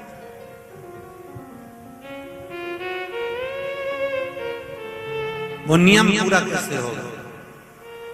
कार्तिक के महीने का स्नान करने वाले जरा ध्यान देंगे, चाहे वैशाख स्नान करें चाहे माघ का स्नान करें, मेरी माताओं का रजोधर्म 7 दिन 1 महीने के अंदर आ ही जाता, और आया तो वो नियम टूटा।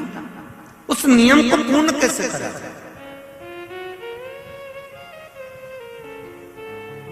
कहा, साहूकार ने कहा कि बहू, मैं इतना विद्वान तो नहीं हूं, ज्ञानी तो नहीं हूं, पर मैं मेरे गुरु से इस बात को स्मरण कर आऊंगा। अब बहू को कार्तिक का महीना आ रहा है, कार्तिक के महीने का उसको इंतजार था, वो इंतजार में बैठी है। मात्र कार्तिक आने में 8 दिन बचे थे। अब देखिएगा जरा, आप में और उस बहू में क्या अंतर है। कार्तिक के महीने आने में 8 दिन बचते हैं तो आप पुताई चालू कर देते हो। बोलो सही है कि गलत है? कार्तिक आने में, दिवाली आने में जब 8-15 दिन रहते हैं तब तुम पुताई चालू कर देती हो, सफाई चालू कर देती हो, ये काम चालू कर देती हो, वो काम चालू कर देती हो। सारे काम तुम्हारे कार्तिक का महीना आने के समय पर चालू हो जाता है। और बहू सफाई नहीं पूछ रही, साफ सफाई पर ध्यान दे रही है, पर ऐसा नहीं कि साफ सफाई नहीं कर रही, पर उसका ध्यान वही कार्तिक के महीने के स्नान में लगा हुआ है। आज बहू 8 दिन बचे और बहू का भोजन छूट गया, उसका भोजन नहीं, भाई नहीं अंदर जाए। किसी चीज को पाने की जब तमन्ना होती है ना, तो खाना पीना छूट जाता है। ये नागेश्वर मंदिर महिला मंडल से पूछ लेना। जब तक कथा चालू नहीं हुई होगी तब तक इस महिला मंडल से और इनके जितने जजमान हैं उनकी धर्म पत्नियों से और जजमान से, चाहे वो मुख्य यजमान हो चाहे जो भी हो, उनसे पूछना। जब तक कथा चालू नहीं हुई होगी तब तक इनको रात भर नींद नहीं आ रही होगी, इनका बीपी ऊंचा नीचा हो जाएगा, निश्चित। पर कथा चालू हो गई और पहला दिन जब कथा का हो गया तब ऐसी सोई होगी कि राम अब सुकून मिला कि कथा चालू, कथा प्रारंभ। बहू की नींद चली गई, उसको भोजन नहीं भागा, नींद गई, भोजन भाया, बड़ी दुखी। साहूकार को कोई मिला चाहे ना मिला, इस बहू की आंख का अश्रु तुलसी के क्यारे के पास गिर गया। तुलसी के क्यारे के पास आंसू गिरा, अश्रु गिरा। एक बात बहुत ध्यान देना, मेरे एक निवेदन करना चाहूंगा इस व्यासपीठ से। शादी की जल्दबाजी में 2 जगह पर दिया लगाना कभी नहीं भूलना चाहिए। शादी की जल्दबाजी में 2 जगह पर दिया लगाना कभी नहीं भूलना चाहिए। एक, कन्या विवाह कर जब अपने पिता के घर से जा रही हो तो तुलसी के क्यारे में दिए के अंदर फुल घी भरकर दिया लगाकर अवश्य जाना चाहिए, तो बाप के घर में लक्ष्मी की कमी नहीं आती है। दूसरा दीप, लड़की डोली में बैठकर, गाड़ी में बैठकर जब ससुराल में पहुंचे, ससुराल की दहली में जब वो पांव रखे अंदर घर में, घर के अंदर सबसे पहले तुलसी के क्यारे के पास बहू को ले जाना चाहिए और मिट्टी का दिया पूरा घी से भरा हो और वहां पर दीप बहू के हाथ से लगवाना चाहिए। उसका कारण होता है ससुर के घर में कभी संपदा की कमी नहीं आती। ये 2 जगह घृत भरे हुए दीप की महत्वता कही गई।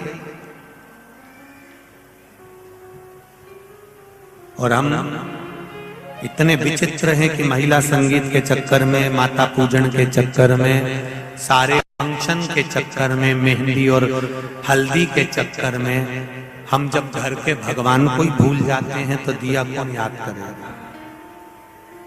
बोलो सही है कि गलत है? घर के भगवान को भूल जाते हैं महिला संगीत के चक्कर में। हम थोड़ा सा घर के चक्कर में भगवान को भूल जाते हैं कि हमारे यहाँ मेहंदी हो रही है, हमने भगवान को बिठाया मेहंदी में। हमारे यहाँ हल्दी का कार्यक्रम हो रहा है, भगवान को बिठाया हल्दी के कार्यक्रम। महिला संगीत में भगवान का सोफा लगाया तुमने, एक सिंहासन रखा भगवान का, तुम सब तो बैठे थे, भगवान के लिए भी एक जगह रखो कि भगवान मेरे घर का यहाँ बैठेगा, वो देखेगा, उसको बिठाओ।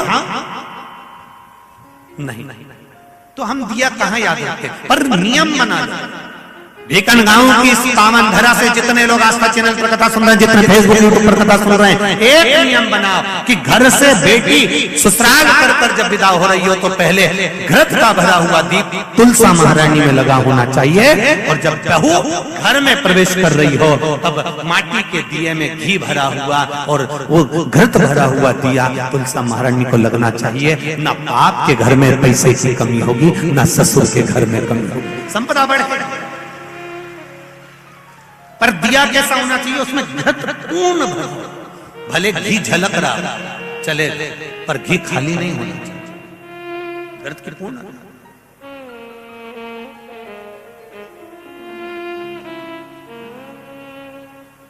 महाराज अब बहू की आंख का अश्रु झलका, तुलसा महारानी की कुछ कृपा, देवर्षि नारद ने एक साधु का रूप धारण कर, साधु का रूप धारण कर देवर्षि नारद जिस मार्ग से साहूकार जा रहा था उसी मार्ग पर एक वृक्ष के नीचे जाकर बैठ गए। वृक्ष के नीचे बैठे और बैठते ही साहूकार ने देखा कि बहुत पहुंचे हुए बाबा लग रहे हैं, चंदन का तिलक लगा है, कंधे पर यज्ञोपवीत पड़ा हुआ है, बड़ी बड़ी जटा झूठ है, मुख पर कुछ तेज पुंज है, बड़ा प्रकाश दिख रहा है, रुद्राक्ष की गले में माला पड़ी हुई है, हाथ में तुलसी की माला धरी हुई है। और साहूकार ने जाकर हाथ जोड़कर निवेदन करा, बाबा जी, ओ बाबा जी, मेरे मन के संशय को मिटा दीजिए। बाबा जी ने पूछा क्या बात है बाबा? साहूकार जी बोले मेरे बहू के मन का संशय है, नारी जब कार्तिक के महीने का स्नान करती है या माघ महीने का स्नान करती है या वैशाख महीने का स्नान करती है या चैत्र महीने का स्नान करती है, नारी जब पूर्ण एक महीने का स्नान करती है तो बीच में जो रजस्वला धर्म आ जाता है, नारी 5 दिन 7 दिन जो काम नहीं कर पाती है वो रजो धर्म के समय पर, रजस्वला धर्म के समय पर उसका 1 महीने का नियम खंडित हो जाता है। तो वो खंडित हुआ नियम पूर्ण कैसे हो उसका वर्णन आप मुझे बता दीजिए। वो नियम मुझे बता।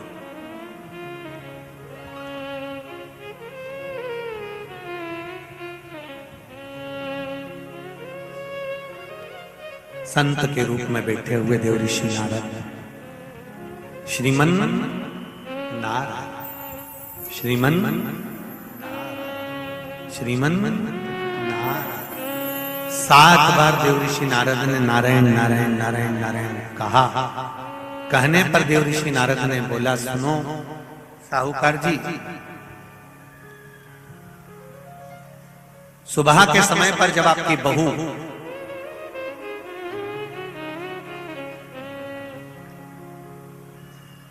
मंदिर की ओर जाए तो उसको इस मार्ग की ओर लेकर आना।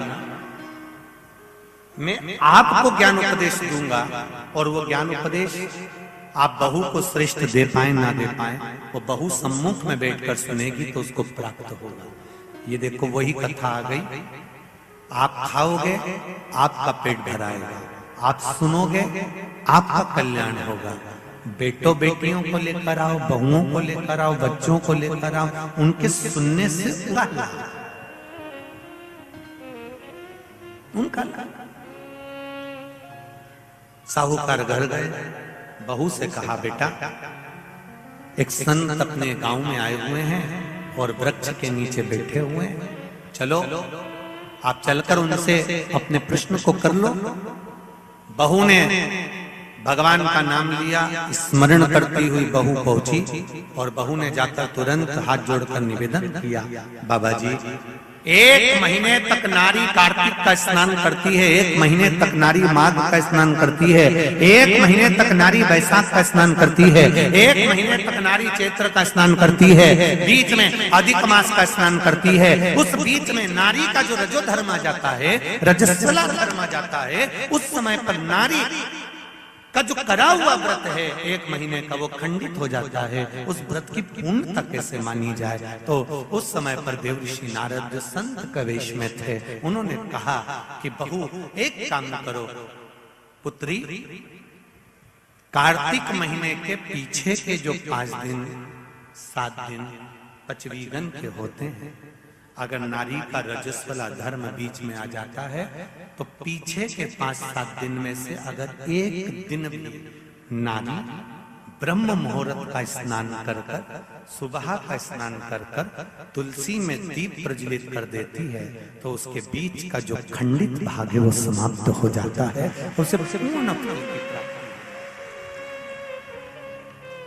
अब फिर सुन लीजिए अच्छे से, अगर मान लो वो पचवीगन में ही नारी का रजो धर्म आ गया तो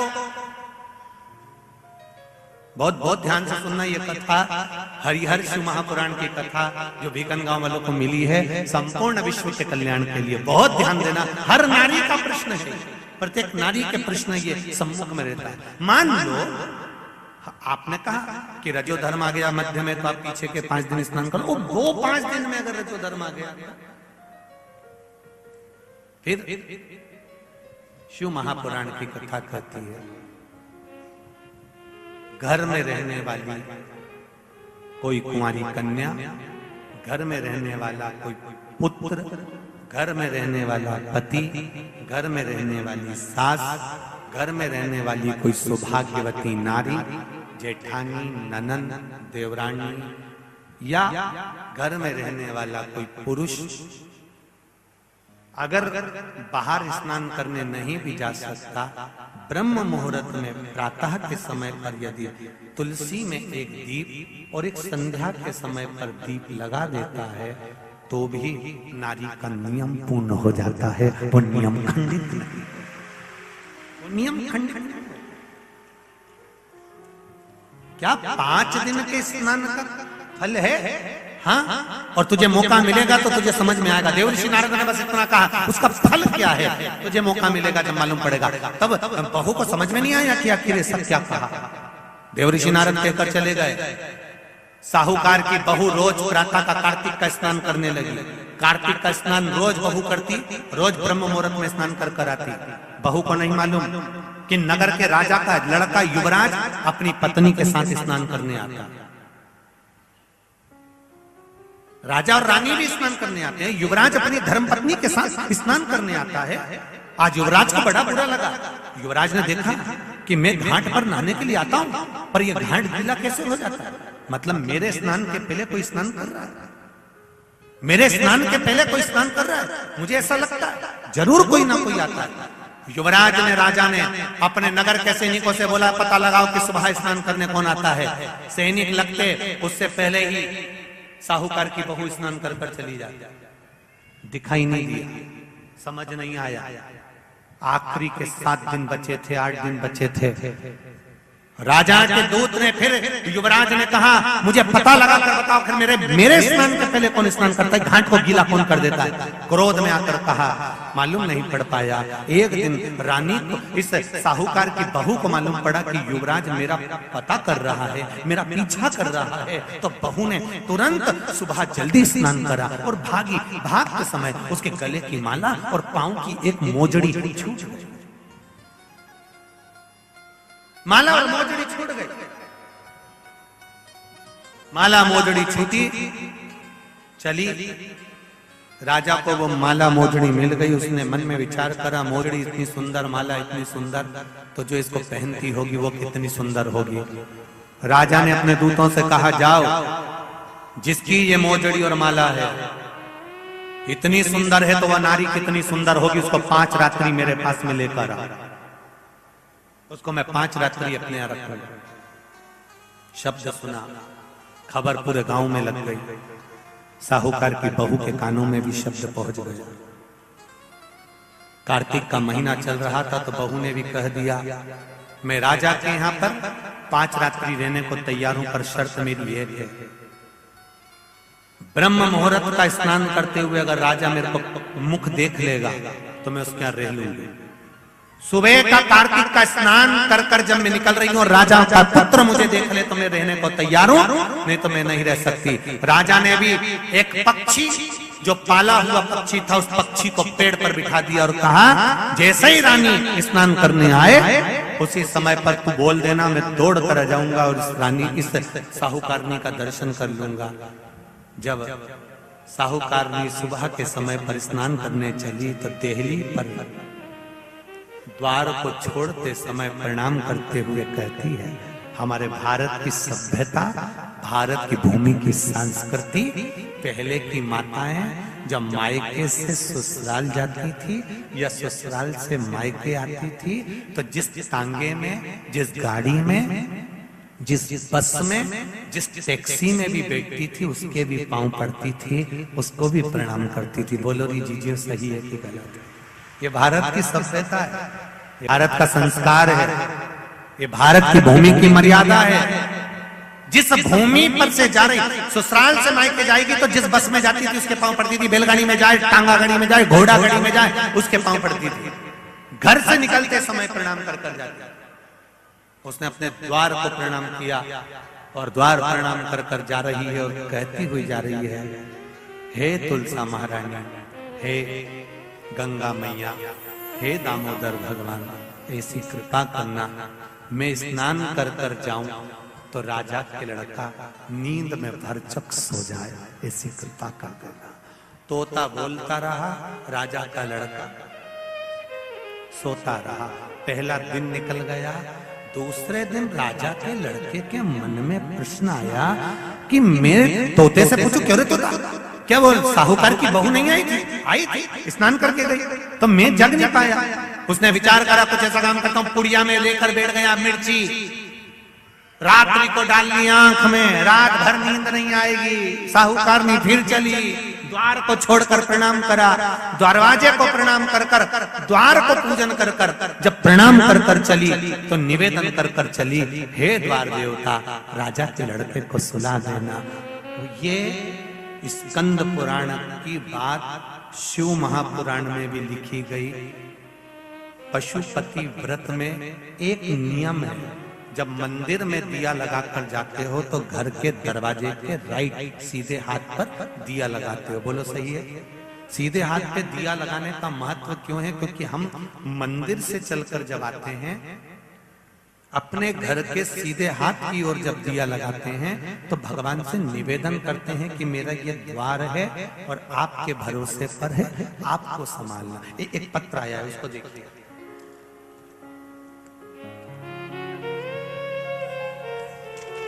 दिया लगाने का कितना लाभ और उसका महत्व देखिए।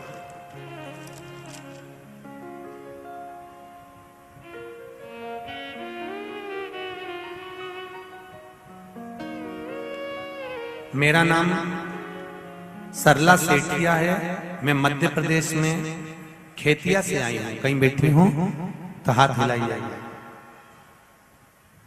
कहीं बैठी हूं तो दोनों हाथ अवश्य हिलाइएगा, जहां कहीं भी बैठी हूं। अच्छा आप उधर हैं, दोनों हाथ हिला दे। श्री शिवाय नमस्तुभ्यम, श्री शिवाय नमस्तुभ्यम। मेरा नाम सरला सेठिया है, मैं मध्य प्रदेश के खेतिया से आई हूं। 2021 में मेरे पति की तबीयत अचानक बहुत खराब हो गई थी तो हम उन्हें अस्पताल लेकर गए। डॉक्टर ने रिपोर्ट निकाली और बताया कि इनकी किडनी में 14% ही काम कर रही है किडनी। डॉक्टर ने दवाई दी और 1 साल तक दवाइयां चलने का बोला।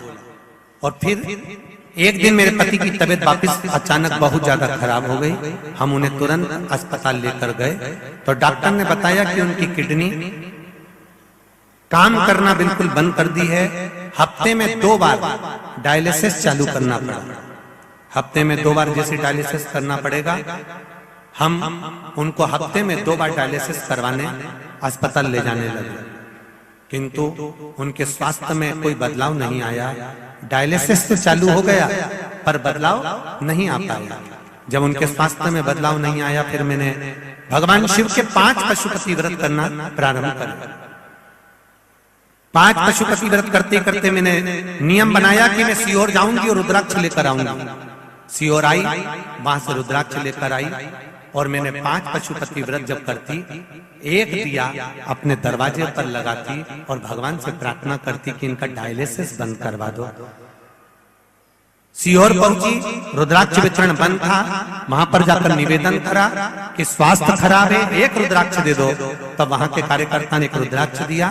वो रुद्राक्ष का पानी शिवजी को चढ़ाती और इनको पिलाती। भगवान की कृपा से एक बेलपत्र रोज खिलाती और आज धीरे धीरे स्वास्थ्य ठीक हो गया। उनका डायलिसिस पूर्ण तरह से बंद हो गया है। धोख लगाने के लिए हम लोग यहाँ पहुंचे हैं, उनका डायलिसिस बंद हो गया। बैठिए, हर हर महा। उनका डायलिसिस पूर्ण तरह से बंद हो चुका है और अब वो ठीक हो गए हैं। डॉक्टर बोल रहा है कि इनकी किडनी ने काम करना प्रारंभ कर दिया। कई माताओं ने अंदर भी पत्र भेजे कि गुरुजी आप रुद्राक्ष बढ़वाइए। हम मना नहीं है रुद्राक्ष देने के लिए, रुद्राक्ष तो है ही औषधि। और कुबेरेश्वर धाम का रुद्राक्ष तो हम पहले भी कहते हैं कि वो औषधि के रूप में है। बस प्रयास हम भी करते हैं पर व्यवस्थाओं के कारण वितरण नहीं हो पा रहा है। इसलिए अगला जब रुद्राक्ष उत्सव फरवरी के महीने में जब आएगा तो पूर्ण प्रयास रहेगा कि 7 दिन में जितने लोग आवेंगे उस समय पर उनको मिल जाएगा भाव भक्ति से। पर अगर स्वास्थ्य गड़बड़ है तो उसके अनुसार हम भी कार्यकर्ताओं को बोल कर रखते हैं कि अगर स्वास्थ्य दिक्कत है तो बाबा कृपा का, ऐसा नहीं। एक पत्र और बड़ा सुंदर आया है, वो भी देखिए।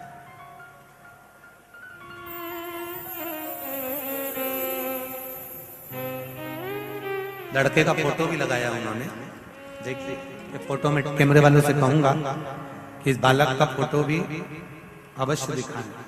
राजकुमारी सिसोदिया, छोगांव माखन, खंडवा से आई हैं। कहीं बैठी हो तो हाथ हिलाइएगा। आप ही हैं? दोनों हाथ हिला दो। श्री शिवाय नमस्ते। गुरु जी मैं क्या वर्णन करूं। 26 तारीख को उस दिन मेरे बेटा लक्की सिसोदिया जो पूजा की तैयारी कर रहा था, अचानक उसके पांव हाथ पूरी तरह से बंद हो गए थे काम करना। उसे वेंटिलेटर पर रखा गया। 6 घंटों में वो वेंटिलेटर पर चला गया। मेरी सास ने कहा कि महादेव सब ठीक करेंगे, तुम चिंता मत करो, भगवान शिव का पूजन करो। उस समय पर ऑनलाइन आप पूजन करा रहे थे शंकर भगवान का, और मैंने बेटा वेंटिलेटर पर पड़ा हुआ था, उसका फोटो भी मैंने भेजा है। और मैंने भगवान शंकर का पूजन करना प्रारंभ करा। हमने शंकर जी का पूजन कर कर शिव जी का चढ़ाया हुआ अभिषेक का जल ले जाकर वेंटिलेटर पर सोए हुए बेटे के हृदय पर, शरीर पर लगाना प्रारंभ करा। गुरुदेव डॉक्टर ने इसको एक बीमारी GBS वायरस के नाम से जानलेवा बीमारी बता दी थी।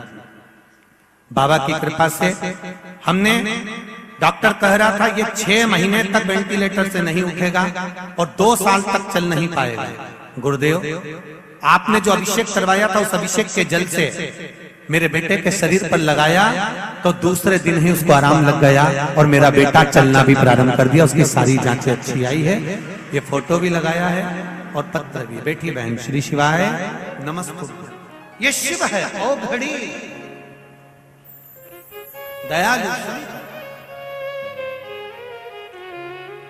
बहू ने नियम ले लिया कि दिया लगाने से पहले बहू जाती सुबह प्रणाम करती द्वार को, और द्वार को प्रणाम करने के बाद वहां से निवेदन कर कर जाती है, दरवाजे पर से प्रणाम कर कर जाती है। आपसे भी निवेदन है जितने लोग कथा सुन रहे हो, जब कथा पूरी हो जाया करे, कथा की आरती हो जाए, जब यहां से उठ कर जाओ तो बैठी हुई जगह को प्रणाम कर कर जाना और निवेदन कर कर जाना कि मैंने तेरे भरोसे पर कथा सुनी है भोलेनाथ। मैंने सुना है तू कंकर शंकर के रूप में शिव महापुराण में रहता है, मेरी मन की कामना पूर्ण करना। ये बाबा से निवेदन। जैसे ही आरती हो, आरती के बाद में आप लोग अपना द्वार जाओ, अपने घर जाओ तो उसको प्रणाम कर कर जाओ और उसको कहकर जाओ मेरे देवाधिदेव महादेव मैं मेरे घर जा रही हूँ, तेरी कृपा होगी, मैं जानती हूँ कि मेरा भंडार तू भरे, कोई दूसरा नहीं। भक्ति तू देगा, मुक्ति तू देगा, शक्ति तू देगा।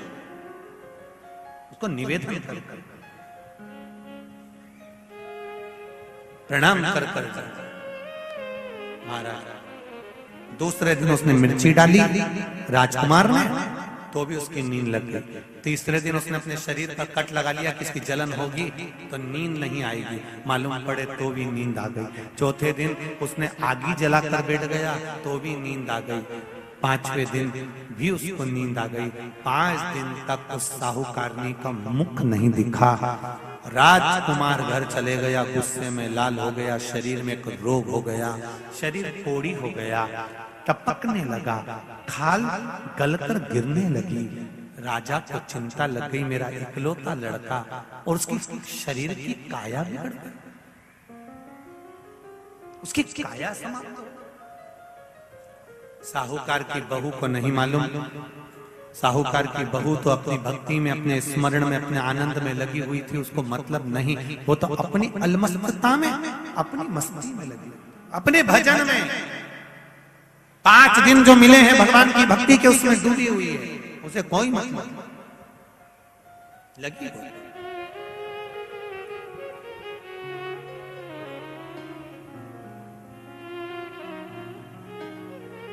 तुलसा जी का आराधना करे, तुलसी जी का पूजन करे, तुलसी जी का स्मरण करे, राजा के शरीर में।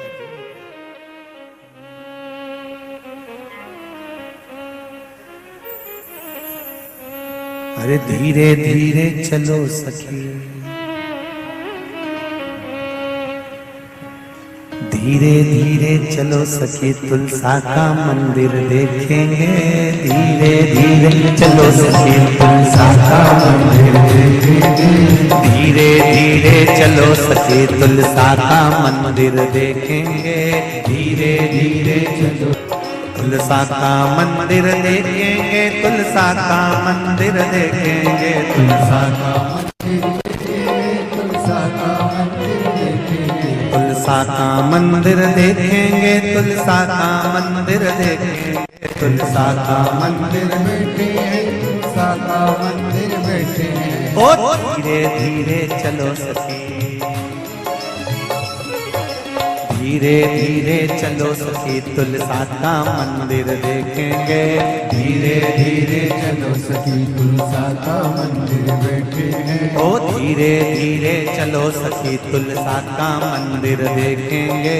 धीरे धीरे चलो सखी, तुलसा का मंदिर देखेंगे। ओ मेरी तुलसा किसने तेरा मंदिर बनाया है, ओ मेरी तुलसा ओ मेरी तुलसा किसने तेरा मंदिर बनाया है, ओ मेरी तुलसा तेरा मंदिर बनाया है। ओ किसने तेरे मंदिर में जोत जलाई है, किसने तेरे मंदिर में जोत जलाई है। धीरे धीरे चलो सखी, तुलसा का मंदिर देखेंगे। धीरे धीरे चलो सखी, तुलसा का मंदिर देखेंगे। तुलसा का मंदिर देखेंगे, तुलसा का मंदिर देखेंगे, तुलसा का मंदिर बैठे हैं, तुलसा का मंदिर बैठे हैं। अरे धीरे धीरे चलो सखी, तुलसा का मंदिर देखेंगे। धीरे धीरे चलो सखी, तुलसा का मंदिर देखेंगे। आओ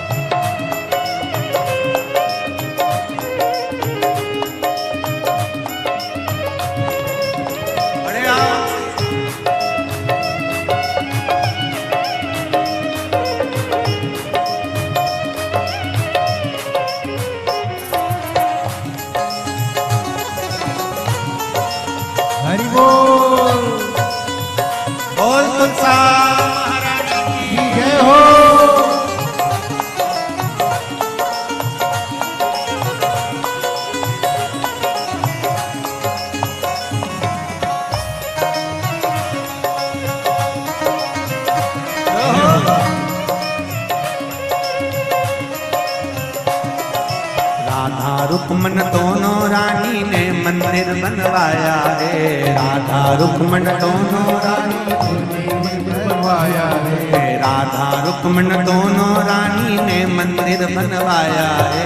राधा रुक्मण दोनों रानी ने मंदिर बनवाया है। ओ सांवरिया गिरधारी ने,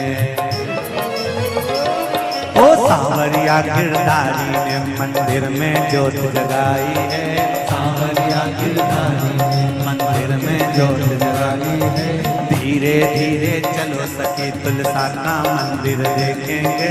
धीरे धीरे चलो सखी तुलसा का मंदिर देखेंगे। ओ धीरे धीरे चलो सखी तुलसा का मंदिर देखेंगे।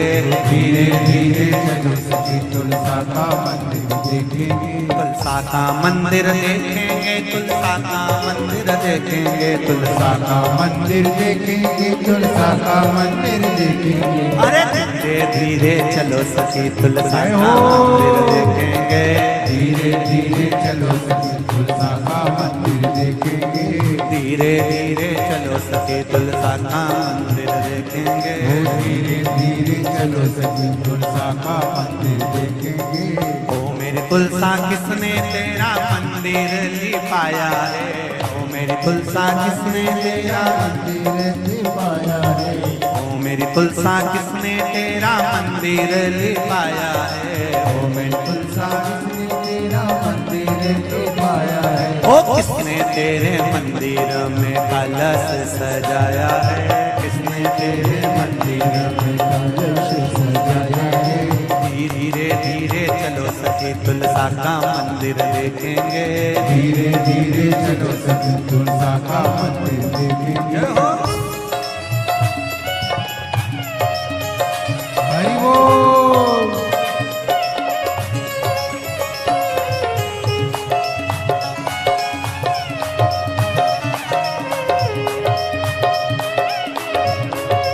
शंभो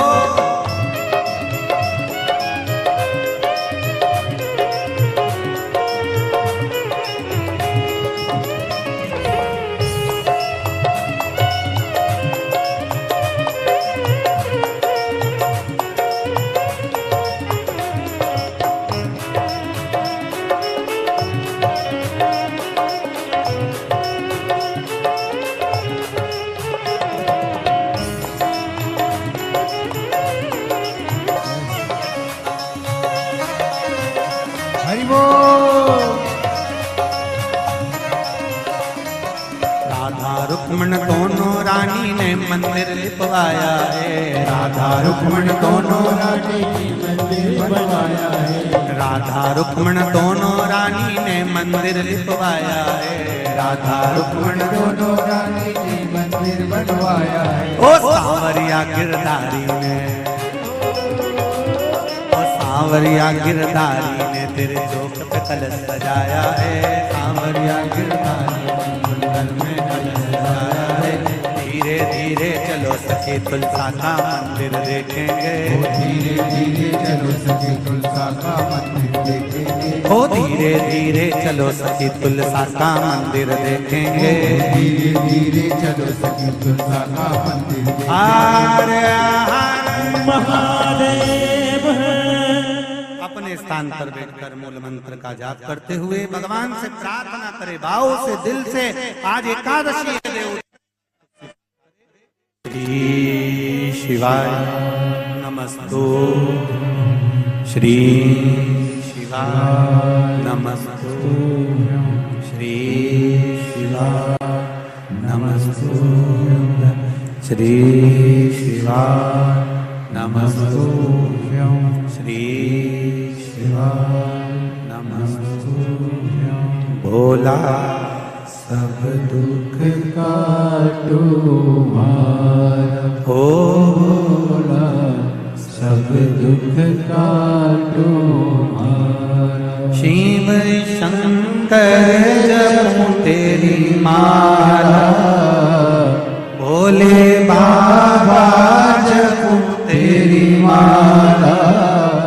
भोला सब दुख काटो मारा। भोला सब दुख काटो मारा। राजा के शरीर में रोग हो गया।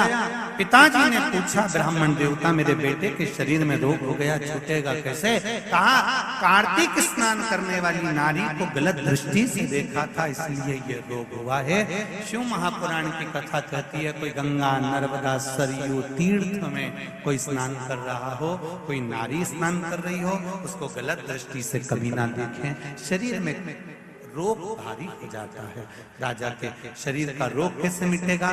तो कहा जिस नारी को गलत दृष्टि से देखा है, जब वो कार्तिक का स्नान कर कर उसके स्नान का जल जो बह कर आए वही जल शरीर पर डाला जाए तो रोग मुक्त हो जाता है। राजा ने वही करवाया। पूछा साहूकार की बहू जहाँ स्नान करती थी उसका जो पानी आता, उस पानी से राजा के पुत्र के शरीर पर छींटा जाता, धीरे धीरे रोग मुक्त हो गया और राजा का पुत्र ठीक हो गया। शिव पुराण कहती है राजा के लड़के ने चरणों को नमन करते हुए पूछा कि मुझे कार्तिक का लाभ कैसे प्राप्त होगा? कहा पूरे कार्तिक के महीने में अगर स्नान ना कर पाओ तो बैकुंठ चतुर्दशी का दिन, एक चतुर्दशी का अगर स्नान कोई भूल से भी आनंद के साथ में भगवान की भक्ति के साथ, और आप लोगों को तो बहुत बहुत साधु बनता है, हरिहर मिलन का दर्शन हमारा भी नियम है। बैकुंठ चतुर्दशी के दिन हमारे शालिग्राम भगवान और ठाकुर जी का हरिहर मिलन करवाते हैं। बैकुंठ चतुर्दशी के दिन हम भी पूरा प्रयास करेंगे अंदर मिलन कराने की जगह जितने भी भक्त यहाँ पर रात्रि के समय पर रहेंगे उनको हरिहर मिलन का दर्शन हो जाए, प्रयास करेंगे। हरिहर मिलन उस दिन कराया शालिग्राम भगवान की तुलसा भोलेनाथ जी पर चढ़ती है और भोलेनाथ जी के बेलपत्र शालिग्राम भगवान पर चढ़ती है। वो तुलसा और बेलपत्र को शहद की शीशी में रखा जाता है। जो बच्चा विद्वत्ता से या बुद्धि से कमजोर होता है उसको चटाया जाता है। यहाँ तक गलत व्यसन में डूबे हुए व्यक्ति को भी अगर वो चटाया जाए तो उससे उसको व्यसन छूट जाता है। उस बैकुंठ चतुर्दशी का इतना, काशी में तो देव दिवाली मनाते हैं, हमारे उज्जैन में तो हरिहर मिलन ऐसा होता है जितनी आतिशबाजी दिवाली पर नहीं होती उतनी आतिशबाजी उज्जैन में जब महाकाल बाबा गोपाल जी से मिलने जाते हैं तो उस दिन छूट जाती है। ये हरिहर मिलन शिव का बैकुंठ चतुर्दशी का स्नान का आनंद सुख बताया भाव से वर्णित किया। शिव महापुराण की कथा में आगे श्री गणेश जी महाराज के जन्म का क्रम करा। माता पार्वती श्री गणेश जी महाराज को लेकर आ रही हैं, जोरदार ताली बजाएं गणेश जी और माता पार्वती जी का।